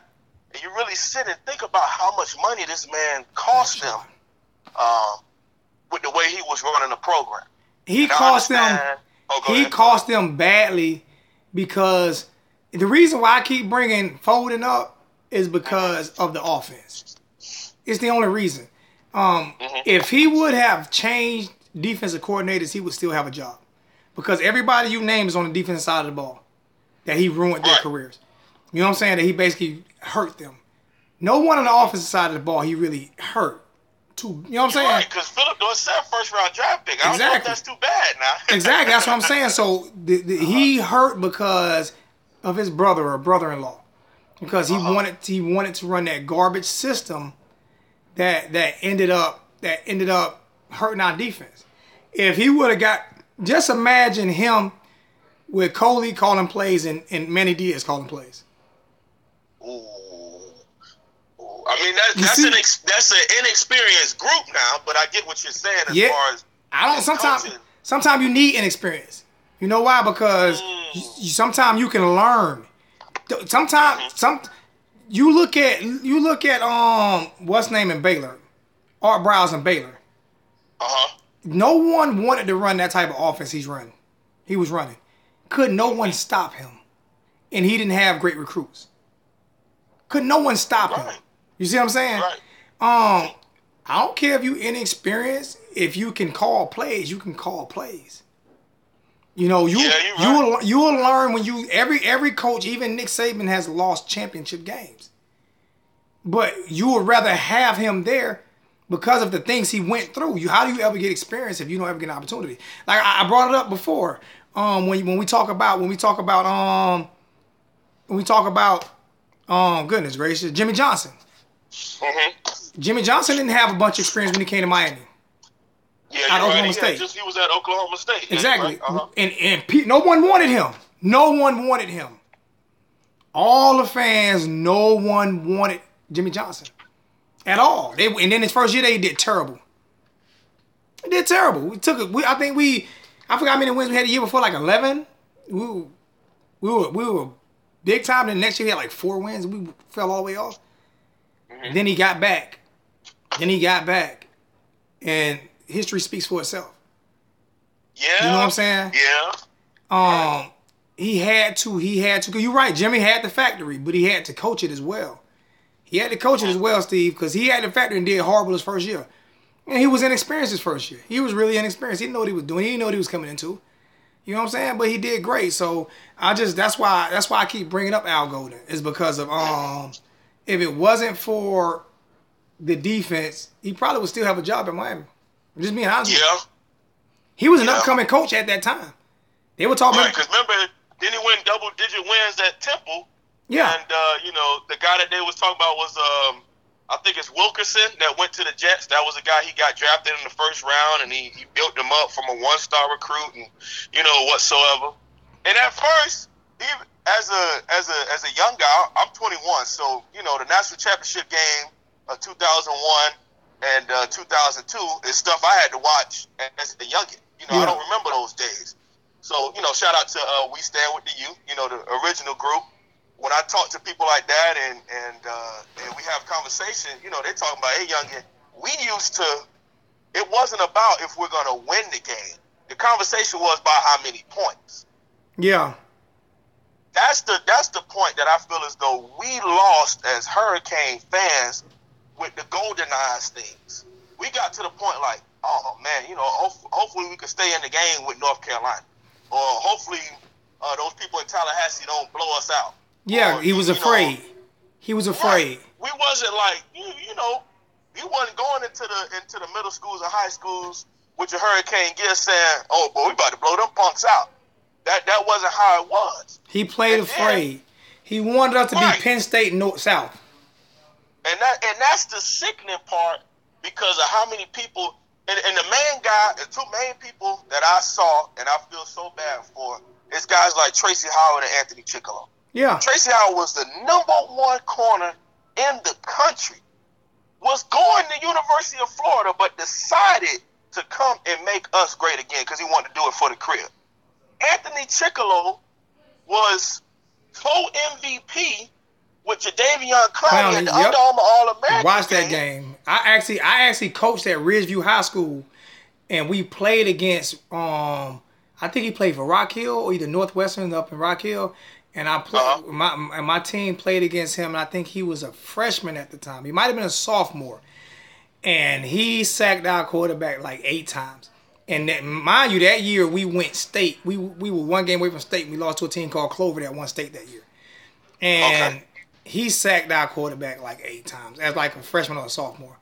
And it was just like, and everybody was talking about him. We was like, oh my gosh, who is this kid? He was that good in high school, man. But yeah, I agree with you with Chickalo, and I watched that on the All-American game. He balled out. They didn't think he was that good in when he played on the All-American game. He wasn't even getting no pub there. Exactly. And then you bring a guy, he's a legacy guy. Grandfather and father played for us. He comes in at about 230, 240. And I understand gaining weight because I came in at college, but I'm 5'10", 5'11". Chickalo about 6'4". And they blew this man up to almost 300 pounds to play 3-technique 4-eye in a 3-4 defense. Instead of letting this man fire off the line of scrimmage off the edge and wreak havoc in the backfield like he did in high school. The man gets drafted in the 6th round by the Steelers and now averages about 3 sacks a season and still in the league 3-4 years later after he got out of the toxic program that Al Golden created. And lost weight. University of Miami. And lost weight. Lost all the weight. And lost right weight. Back down to 240, 250, playing stand-up outside linebacker. And when he does get in the game, he make plays. Yeah, I mean, bro, people say a sad story. You bringing up some sad stuff, man. Oh my goodness gracious! But you know what I don't want to happen though. You know what I don't want to happen, and I'm glad you brought this up. And this is why I talk about. This is why I talk about everything that's going on at Miami with the offense right now. I don't want this same stuff to be. I don't want us to be talking about the same stuff about Harley and Walden and Jeff Tom and all the players that we have now. I don't want this same story to repeat itself with how bad our offense is right now. You know what I'm saying? I don't want the same thing to repeat itself on the offense side of the ball, because that's what it's looking like what's happening. That's what it seemed to me was happening. That's why when y'all always hear me compare it, I compare it to those two, because those are the two you're gonna compare to. You're gonna compare those two to each other. It's gonna be compared Al Golden and Rick, and Al Golden he was stubborn and didn't want to bring someone else in to call plays because he was basically calling plays for his brother-in-law, and that happened. And I don't want the same thing to happen to Rick, because I don't want Rick to get fired. And people can sit here and say what they want to say, but if he have a bad year just as bad as last year on the offensive side of the ball, and we end the season the same way, people are gonna be people gonna be calling for his head. You know, Miami fans, you know how. Of course. They'll be calling for his head, and that's what I don't want to happen. We come from a national championship winning pedigree, and 10 wins, just like he did at Georgia. He averaged 10 wins for 15 years. Hey, I want to. Dorn said offense ranked 20th last year. Maybe they may be ranked 20th last year. I'm not 100%. But did you see a 20th ranked offense on the field last year? Like I said, we were number one in turnovers and like a number 113th in point off of turnovers. Goodness gracious! I'm serious. You know, I went back and did the numbers. Excluding Clemson, even though shout out to Red Wine for that strip when he got beat on that post route, stripped the boy, and then the unfortunate young man, young 12, who he didn't fall on the ball and get that fumble recovery. But if we scored 7 points off of all of the turnovers, we would have been 11-0 going into the Clemson game. Yeah. There was no team that would have beat us. We would have been up at least 14 points more than the points we already had if we would have scored 7 instead of 3 on all our turnovers. Steve made a comment, if Miami went 13-1, some fans would call for Rick Head. It's not that fans are calling for Rick to be fired, Steve. It's because how inept the offense is. I don't think no fan wants Coach Rick fired, Steve. I really don't think people want the offense to do what it's capable of doing. People want the offense to be good, not stagnant, not so predictable, not be stubborn and say, I'm going to call this play because this is what I'm going to do, and if you don't like it or whatever, because these are the plays that I call. It's all about evolution, man. If we were still stuck in them type ways, man, we'd be driving cars with wood wheels on them. You understand what I'm saying? We have to evaluate. We have to evaluate. You have to grow. You have to evolve, man. I guarantee you, Coach Rick probably grew up when they had window units in houses, and your car window rolled down. You didn't have it wasn't powered. I guarantee you, he got central air and heat now. I'm 42. We did things different when I was younger. We did things way different than you guys do now. We have to evolve to y'all. Y'all don't have to evolve to us, man. Because y'all passing us. The younger generation and old people need to realize that. Old people need to realize that, man. We have to evolve with the young people. And I just think that Coach Rick he's to that point where he's going to do it his way. And it's a good thing if you're doing it your way and you're succeeding 120%. But when you're not, when your offense is inept, no matter what you say, like I say, you can go back and look at the recruiting classes. It's not like we have dead weight on offense. We have offenses that don't have nowhere near the talent that we have. That Pitt offense is nowhere near as good as us, but they look better. You see what I'm saying? That Pitt defense is nowhere near as good as us. Nowhere near. The Hurricanes play against one of the best defenses every day in practice. So how do we not dominate a defense like Pitt? You understand what I'm saying? When you say it like that, that's hurtful right there. I mean, I'm serious. We play against one of the best defenses in the country every day in practice. Yep. Every day. Yep. If you fight Mike Tyson every day, if you and Mike Tyson are brothers or something, and you fight him every day, sparring partner. Yeah, farm spar, and you spar him every single day, a lesser man not going to beat you. Right. A lesser man not going to beat you. It's just not going to happen. If you have the same heart and determination, a lesser man is not going to beat you. You might get beat up by Mike Tyson every day, But a lesser man is not going to beat you. We play against one of the best defenses in the country every day in practice, and we let lesser teams beat us up on the field. Mm-hmm. And that's my point. We have to get better at our offense. We have to. You can't depend on your defense because you're going to wear them down. The three, like I said, I keep telling people I didn't come up with the 3-and-out crew. That wasn't my. I never said that. Never came up with it last year, and it's all over. It's all over YouTube and Twitter and Facebook and Instagram. 3-and-out crew for a reason, because we were 3-and-out a lot. and I don't know if you was able to catch any home games this year, but being able to attend that Wisconsin game, and it just was a different feeling when the defense was walking on the field. You basically was saying, hey, these boys going to have to go 80, 90 yards on us. And at some points they did. And, you know, you can't really blame the defensive backs because it was just perfect, accurate passes that old boy was getting there, getting to his wide receivers. You know, our hand would be right there and the ball would be right over the fingertips and they catching the ball. Yeah. But to that feeling as the offense was going out there, it was like a sense of prayer. Like, yeah. Well, I hope we do something out here. Please just get a field goal or something.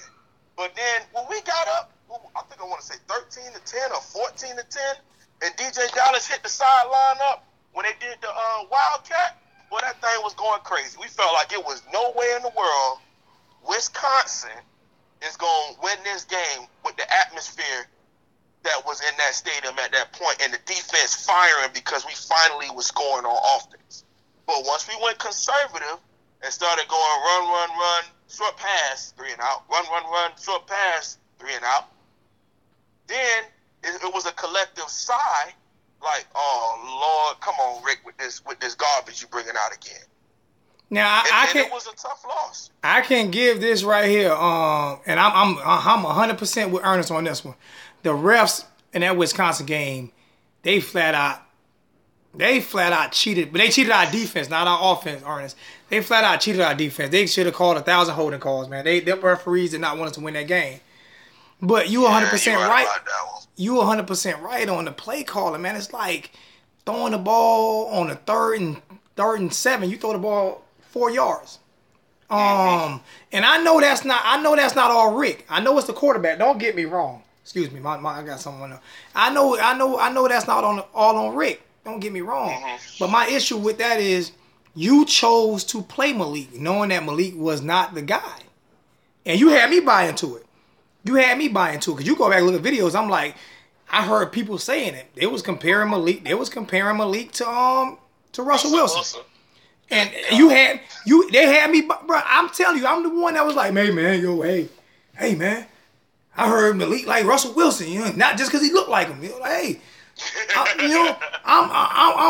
drunk all the Kool-Aid. I'm telling you, man, I drunk all the Kool-Aid with Malik. I drunk all of it. Go look at the first videos. I'm not saying, people keep saying the O-line needs work. I'm not saying the O-line doesn't need work.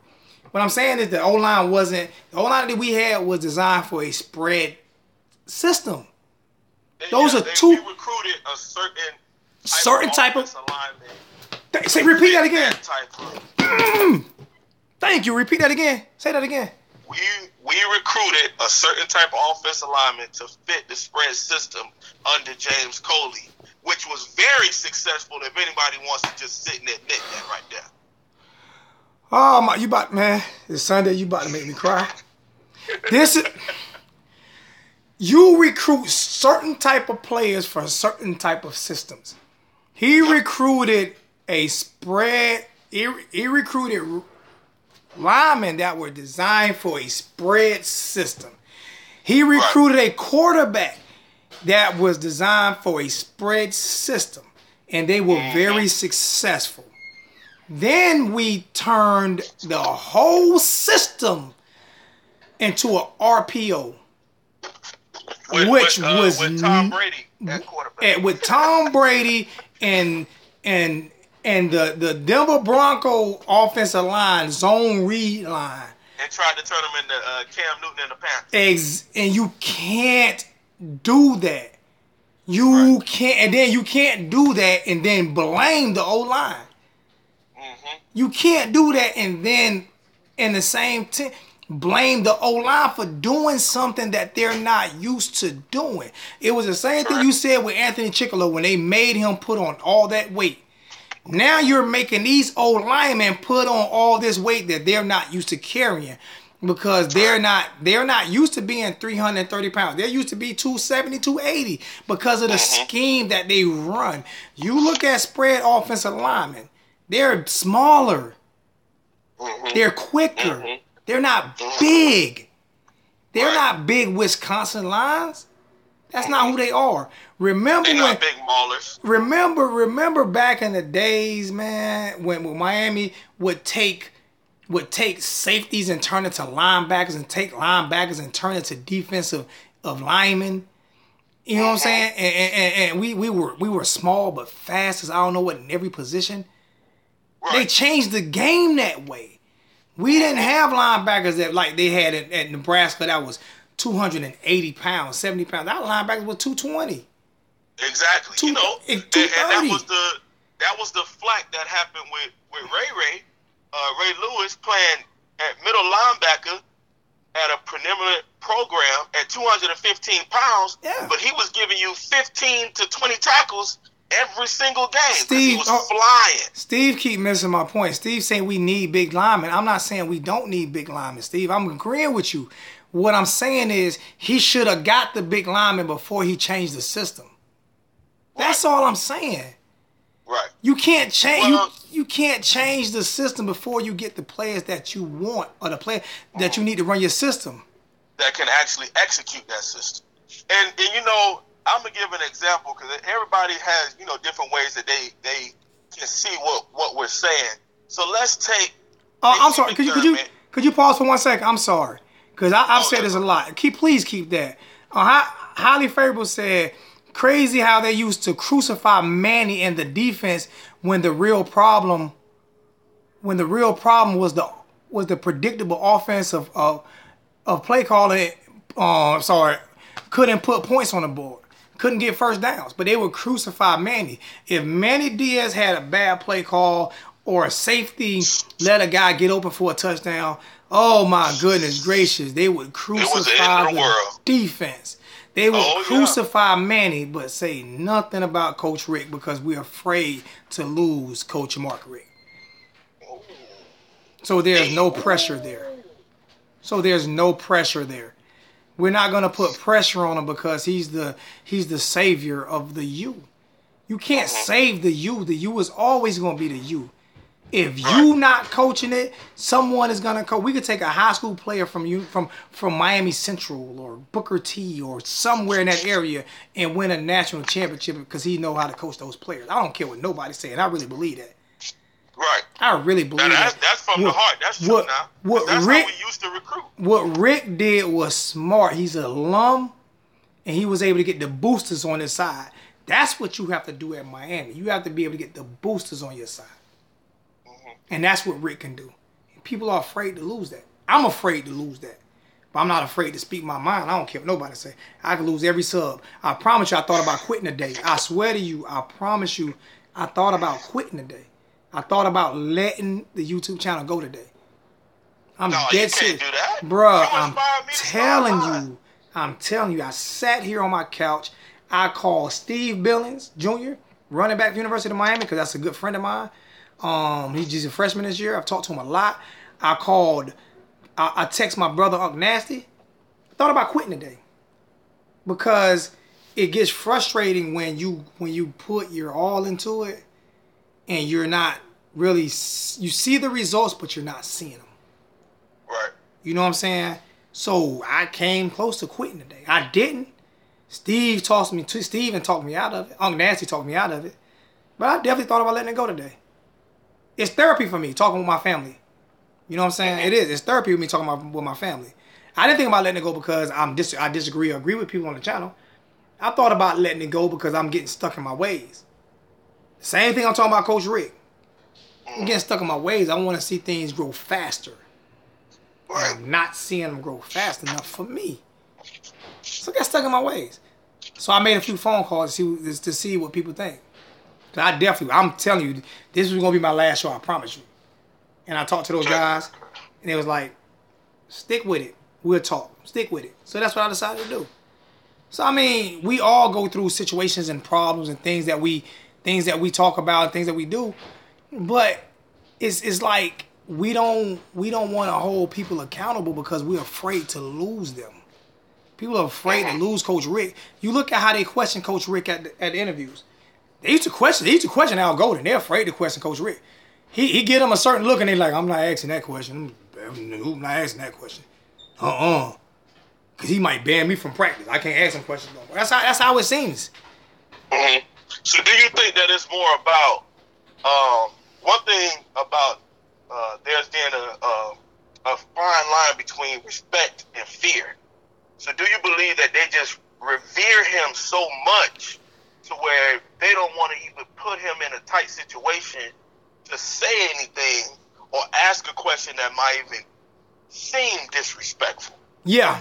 As far as questioning him about the offense. Because even at one point, remember last year when the quarterback battle, it got to a point, the first couple of interviews on YouTube, they was asking lots of questions about it. The closer the season got, he started giving them glare through them shades he always got on. And then them questions started hindering, and they let him, whenever he wanted to bring it up, that's when it was brought up. They are so afraid to ask him a question. They are so afraid. Dude, you look at, like I said, they even cut the interview short. We used to have, hey Steve, I love y'all too, my brother. Real talk, man. Real talk, bro. That's why I'm still here, man. Those interviews used to be 15 minutes long, 10 minutes long. Yeah, without Golden, yeah. They're 2 minutes long now. Yeah. They're 2 minutes long. Manny Diaz is 10 minutes, though. Huh? Manny Diaz interviews is 10 minutes, though. Yeah, because Manny Diaz is a G. He not afraid to answer questions. And you notice they ask him questions. Manny's my dude. They'll come at him. Manny's my dude. I respect, and if you look at my first video, and if you go back, and because I don't delete my stuff off Facebook, I trashed Manny Diaz hire. I commented on that video. I trashed it. You thought it was a horrible hire. I think you gave horrible. it a D or an F grade. Gave it an F minus. Yeah, because you felt like we, as the University of Miami, could have did so much better hiring a guy better than that. Yep. I forgot who I wanted. Now I know who I wanted. I wanted, what's her name? Shannon? No, I wanted the guy from Rutgers, I think. Oh yeah, he went to Ohio. Yeah. Dude. And they was gonna give him the head coaching job, Greg Schiano. Yep, that's who I wanted. Yep. Right. Yep. I wanted him. Ooh, I wanted that him. Been scary to see that. Did not want, and that lets you know that I could not stand the hire. I hated the hire. Did not want it at all. Talked about it all through spring. Talked trash about him all through spring. And by the time week 3 came, I was like, I apologize, Coach Manny. You know what I'm saying? You feel me? I mean, bro, you have to. When you're a real one, you have to. You mess up, you just say, you know what? Hey, forgive me, brother, but I ain't asked for forgiveness. I'm sorry. I'm serious. Because I was wrong. That's why I'm not screaming for Coach Rick Head, because I think he get a great head coach. I just think play calling has passed him on.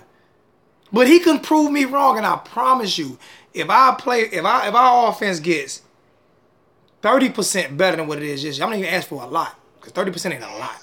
If it gets 30% better than what it was this year, I'll apologize. I'm serious. Well, once I start uploading my videos, I don't know if I'll apologize, but I'll say shout out to you. God bless you, but I'm not apologizing for this past season. I can't do it. Can I say something? Let me say something real quick. A couple people asked me why was I thinking about quitting. So I'm gonna explain it. I want to put glasses on because I don't want no tears to come out my eye. So, but I'm not going to do that. I thought about quitting because I feel like I put so much into this. You know, buying season tickets, going to games, stuff that I could afford but not afford. Everything of it. Traveling to Miami a lot and getting hotel rooms with me, my wife, and my kids. It was very expensive. I spent, I don't know how many thousands of dollars going to these games. And then giving away tickets to fans. You know, I gave away tickets to fans. Games I couldn't make, I would give the tickets away. I wouldn't sell them. I would give them away. I saw only tickets that I remember selling was the Notre Dame tickets and Florida State tickets because I had to get my money back on them because the Notre Dame game I just couldn't make. And the Florida State game, I gave away 2 Notre Dame tickets and only sold 2 because I had 4. I sold all Florida State tickets because they had a hurricane here that year and they closed down 95 and we couldn't make it to Tallahassee. I mean, we couldn't make it to Miami. So I sold those. But the reason why I thought about quitting was because I felt like I gave a lot, and I try my best, and I do the interviews, and I talk to people, and I do a lot of commenting and everything like that, and I feel like I'm not growing. Still stuck way under 3,000 subs, and I look at other guys that's growing way fast. It took me years to get where I'm at now, and I'm looking at other guys on other channels, on other college football channels, on this college football channel, on NBA channels that they're growing at a way faster pace than I'm growing. So it got to the point where I invested a lot of money, which maybe I should have just invested more money into my channel first instead of investing money into going to games first. You know what I'm saying? But I feel like I invested a lot and didn't get enough return on my investment. Got a lot of return on my investment, but I felt like I didn't get enough return on my investments. I feel like I do enough videos, to be honest with you, that I should be up there with Canes All Access. That's just my personal opinion. I feel like I should have about 20,000 subscribers right now. Because I look at Canes All Access, they got 30, and they don't do videos throughout the year. And I know it took a while for them to get their I'm way behind them, which it took them a while to get them 30,000, don't get me wrong. But I just feel like I do a lot of videos and I talk to the fans a lot and I do giveaways. And I'm going to do more giveaways this year. And I do things like that because I love my family. I love my University of Miami family. Just feel like you don't get it. You don't get it back sometimes. And I don't mind opening myself up to criticism or opening myself up to letting people know how I feel. You have people be like, oh, you might be crying or what do you, this and that, well, quit. I understand that. I might say that about somebody else too. I'm not even going to lie to you. But, you know, when you put your heart in something and you don't feel like you get a return in that, that's why I thought about quitting. So if that helps out any to the people who ask me that, I appreciate it.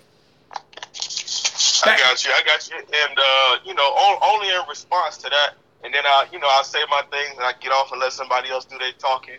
But as a communications major, I understand. I run a radio show I did at Mayville State when I attended Mayville State before I transferred to North Dakota State. And I understand that when you are a media person, when you're doing shows, you are opening yourself up to criticism, and people going to have opinions about what you say because it's your opinion. They may not appreciate that. But I was one of your first subscribers back when you had 100. I remember. You was one of my first 15. I got them written down. Yeah, okay. With Ace Outlaw and those guys. Right.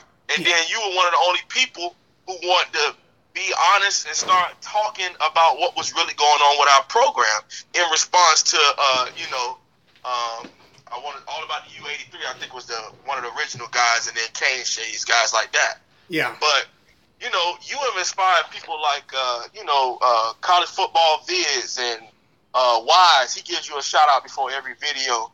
And, you know, other people like me who I've started a podcast, but it's videos I haven't uploaded yet because I keep updating it and editing them. So you just got to keep going, man. You never know who you're influencing and who you're blessing with what you do.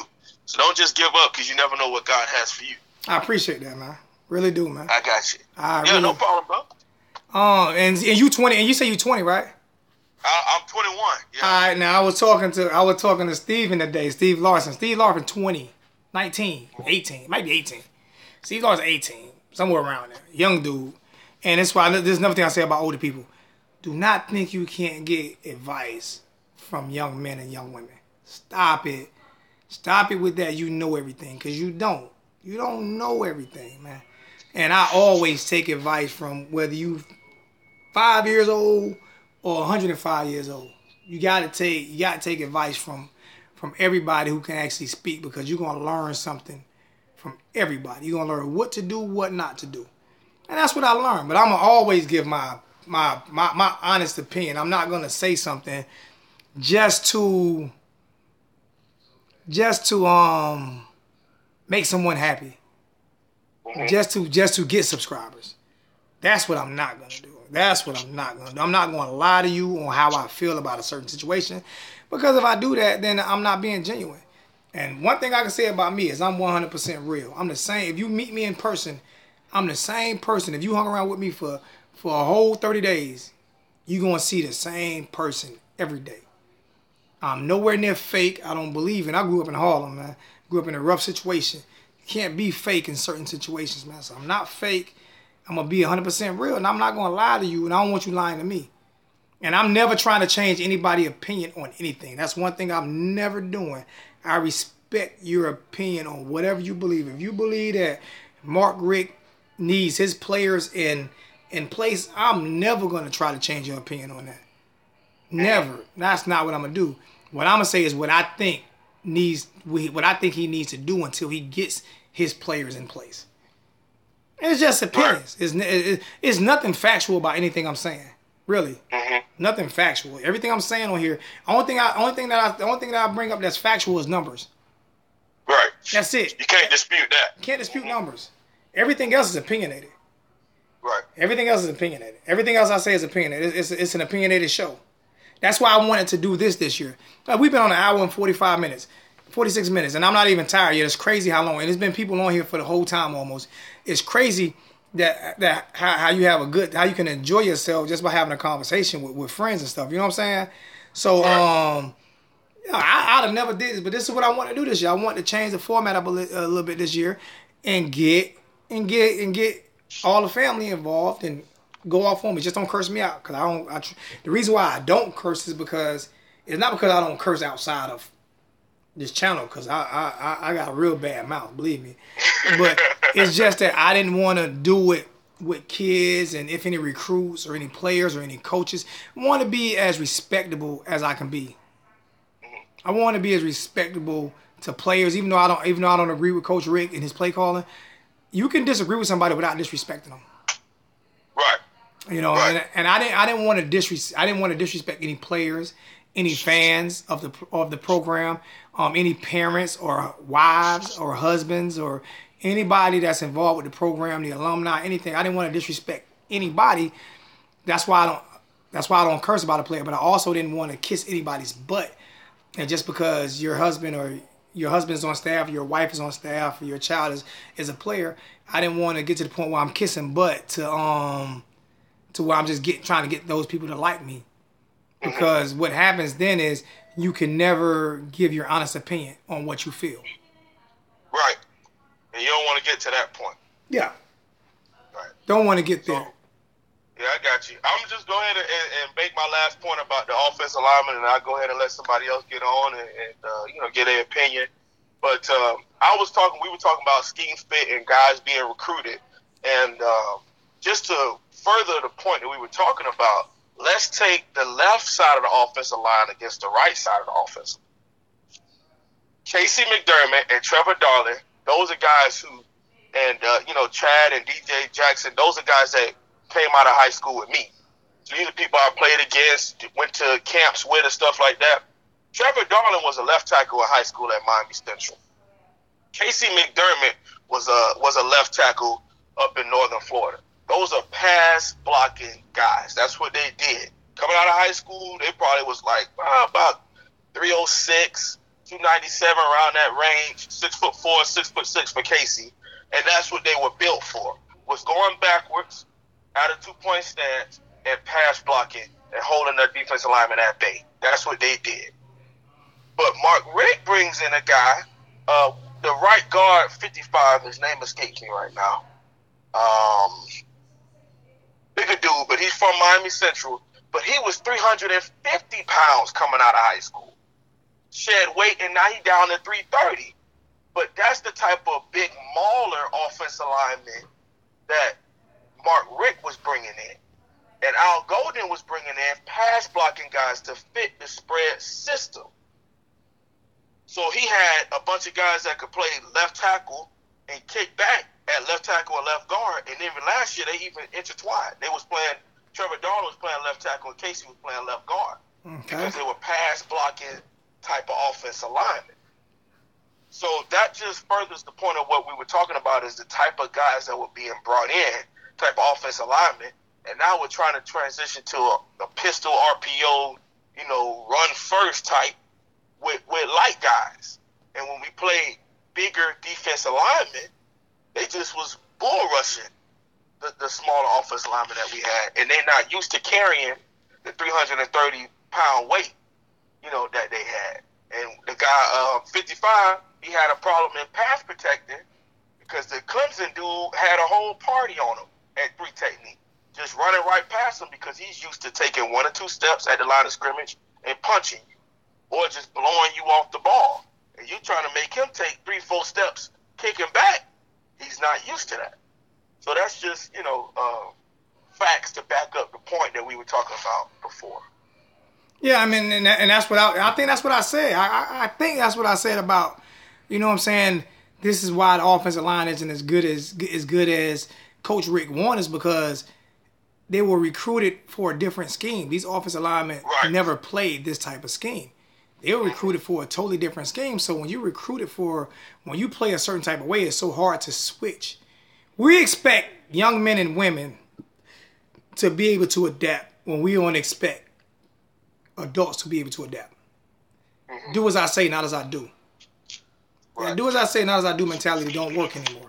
Kids are smarter than when I was younger. They're smarter now. So you can't come with that do as I say, not as I do mentality. We can't expect if you can't adapt, we can't expect the kids to adapt. You know what I'm saying? And that's what it seems like it is to me now. It seems like we still expecting kids to adapt when we can't adapt. And that's gonna hold you back.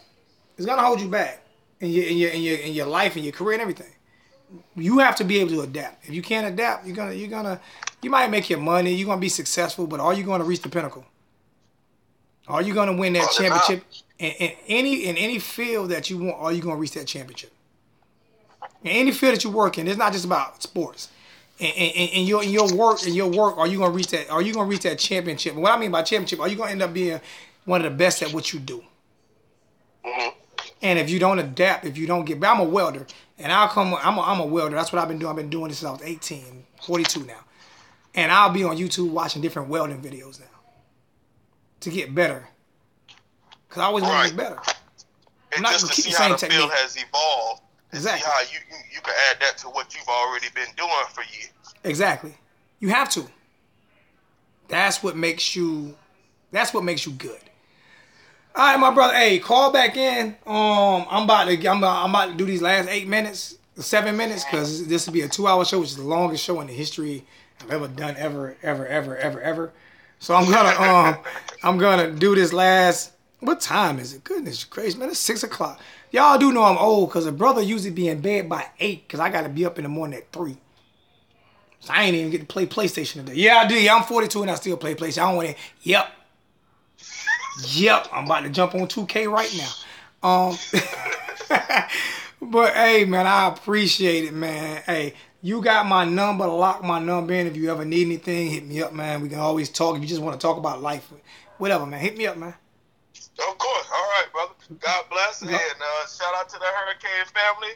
And don't forget us up here in North Dakota State. We got some Hurricanes fans up here in North Dakota, Minnesota. Y'all got a heck of a team. North Dakota State is a heck of a football team, man. Of course, man. Of course. Heck of a team. But that's what I always tell people. It's one thing about recruiting and bringing in those guys. The other thing is developing those guys. Exactly. And that's what we do. All right, my brother. Let me do these last 7 minutes, and I'll hit you. All right, we'll talk later. All right, brother. Go Canes. Go Canes. Yep. Yo, that was a enlightened phone call. It was a long phone call, but it was definitely enlightened. It's good to get different opinions and different insight on what's going on.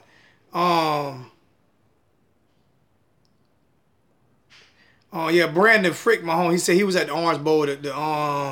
It was trash. He said the refs were trash, and the refs were trash out there, man. They definitely took a lot away from us, man. Daniel Wright said he loved the phone call, man. It was definitely insightful. He talked all the callers today were insightful, man. Everybody did a good job. I appreciated this. But like I said, I definitely was at that point where today I was ready to say this is gonna be my last video, not gonna do anymore. Just because you sometimes you feel like maybe I'm just being impatient. Seriously, you can be being impatient. You want to be something sometime a little too fast. So that could be what it is. But this is why I called and get advice. This is also why I let you guys know, because why not? What am I hiding behind? What am I hiding from? Serious. What am I hiding from? You want to call in real quick? Like, you can call in, Brandon. So it's really nothing to hide from. You know what I'm saying? I'm not trying to hide behind nothing and things like that. I'm just gonna be 100% real with the family on here. So it had came close. I was at that point where I'm like, you know what? I'm not gonna do it no more. Not happening. But that's why I made phone calls. That's why I talked to people, so that people would let me know what's best. What should I do? This Brandon Frick calling right now. I got his name. He's a Hurricane fan up here in Columbia. What's going on, Brandon? Hey, what's up, dude? What's going on, big brother? 2K. What you know you're still on air, right? You know I'm still on, right? Hell yeah. What's up? You said you was at the game. How bad were them refs up there at the Wisconsin game? We sat on the home side, probably about like 20 rows up. I've never seen Mark Rick flip out. Like, that should show you how bad the officiating was.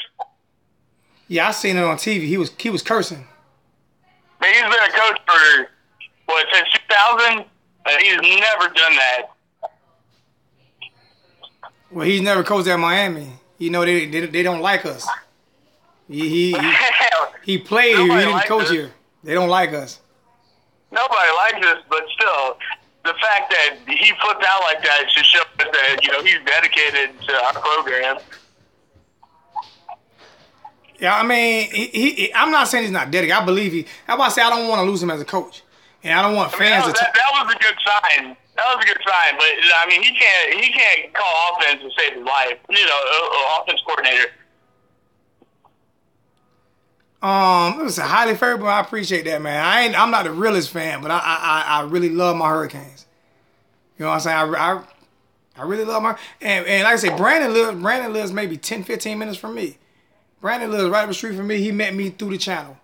And he lives right up the street from me, and he go to games. We got a lot of Hurricane fans all the way across the country, man. And he's not from you. Are you from here, Brandon? Yeah, I'm from South Carolina. You from like Lugoff, Elgin? I'm born in Charleston, but I grew up in Lugoff, Elgin. Yeah, and I stay northeast, so I'm 2 minutes from Lugoff. Yeah, I know. That's what made it so cool, because I heard you were from Ridgeview. Yeah, I coach at Ridgeview. My daughter goes to Valley, though. My daughter goes to Valley. So, what's the number? Raymond, the number is 803-201-0135. But I'm not sure how much longer we're going to be on, but that's the number. Brandon, when are we going to sit down and catch a game or something, Brandon? We done missed each other a few times this year. Yeah, we have. I think both our schedules kind of conflicted a little bit. You know what I'm saying? But we're gonna get up together one day and go over here at one of these bars, probably over here on Hard Scrabble or maybe inside Village of Sand Hill, and catch a game this year. I'm going to the spring game. Are you going to the spring game? Are you going to the spring game, Brandon? I can catch a ride. Shit, I'm down. Well, it's April 14th. We're going down, so if you want to go, let me know, and I'll probably let you just ride down with us. I'm down with that. All right, I'll let you know. We're probably going to end up renting a Tahoe or something, so I'll let you know exactly what's going on. My birthday is October 13th. We play at Virginia. I'm trying to swing some shit up there. Yeah, I might do that game because I'm not going to do a whole bunch of games. I didn't get season tickets this year, so I'm not going to. I am going to be in town. I am going to be in Miami for the Florida State game. I'm not going to the game. Probably Atlanta, going to do. we go to Atlanta. I'm gonna try to hit that shit again. Yeah, I'm gonna do. Pretty cool stadium. I'm gonna go to Miami, but I'm not gonna go to the game. I'm not gonna go to the game. I'm gonna go do a what's the name. All right, Brandon. There's two more calls I want to get in. I want to get them in and get them off real quick. Like so, let me take these two calls and then we'll do another show this week. It'll be later on the end of the week, probably around Friday or something. Yeah. All right, my brother. You be good, man. Take care. I mean, you got my number. You hit me up anytime, man. You too, man. All right, later. I'm gonna take two more calls before my wife come here and beat me up. I'm gonna take two more calls real quick. Like got Raymond. Raymond wanted to call in, and Raymond said you'll call next time. All right, that's cool, Raymond. I'm gonna get back on Friday. What I'm gonna ask y'all. Y'all can put in the comment section. What time y'all think would be a good time for me to get on Friday evening? What y'all think would be a good time for me to get on Friday? Because it is Good Friday. I don't know what everybody got going on for the weekend, whether not everybody going to be out of town or not. So give me a good time y'all think to get on Friday. And I'm going to sit right here for a couple of seconds and see if I get a good time, if everybody can. I know everybody going to come to consensus, but Raymond says 7. I can't do 3 to 5 because I'll be at work. 7, 6:37.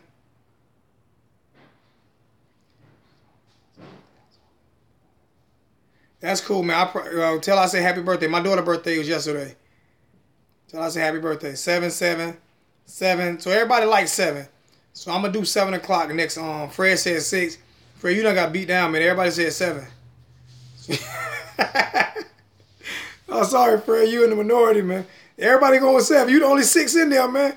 I had 6:30 or 7ish. You the only 6 in there.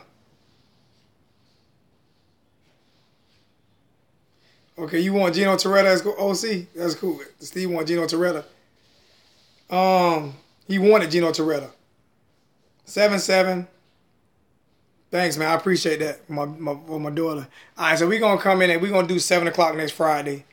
You gotta work. You gotta work at 2. You gotta be to work at 2 a.m. Dang, Fred, we got to get you. We got to get you on. I'm about to do a private one. I'm about to get you on one day. Me and you just talk. We can do that. We can make that happen. Everybody say 7. Leon say 7. Leon, I need to get you on next week, Leon.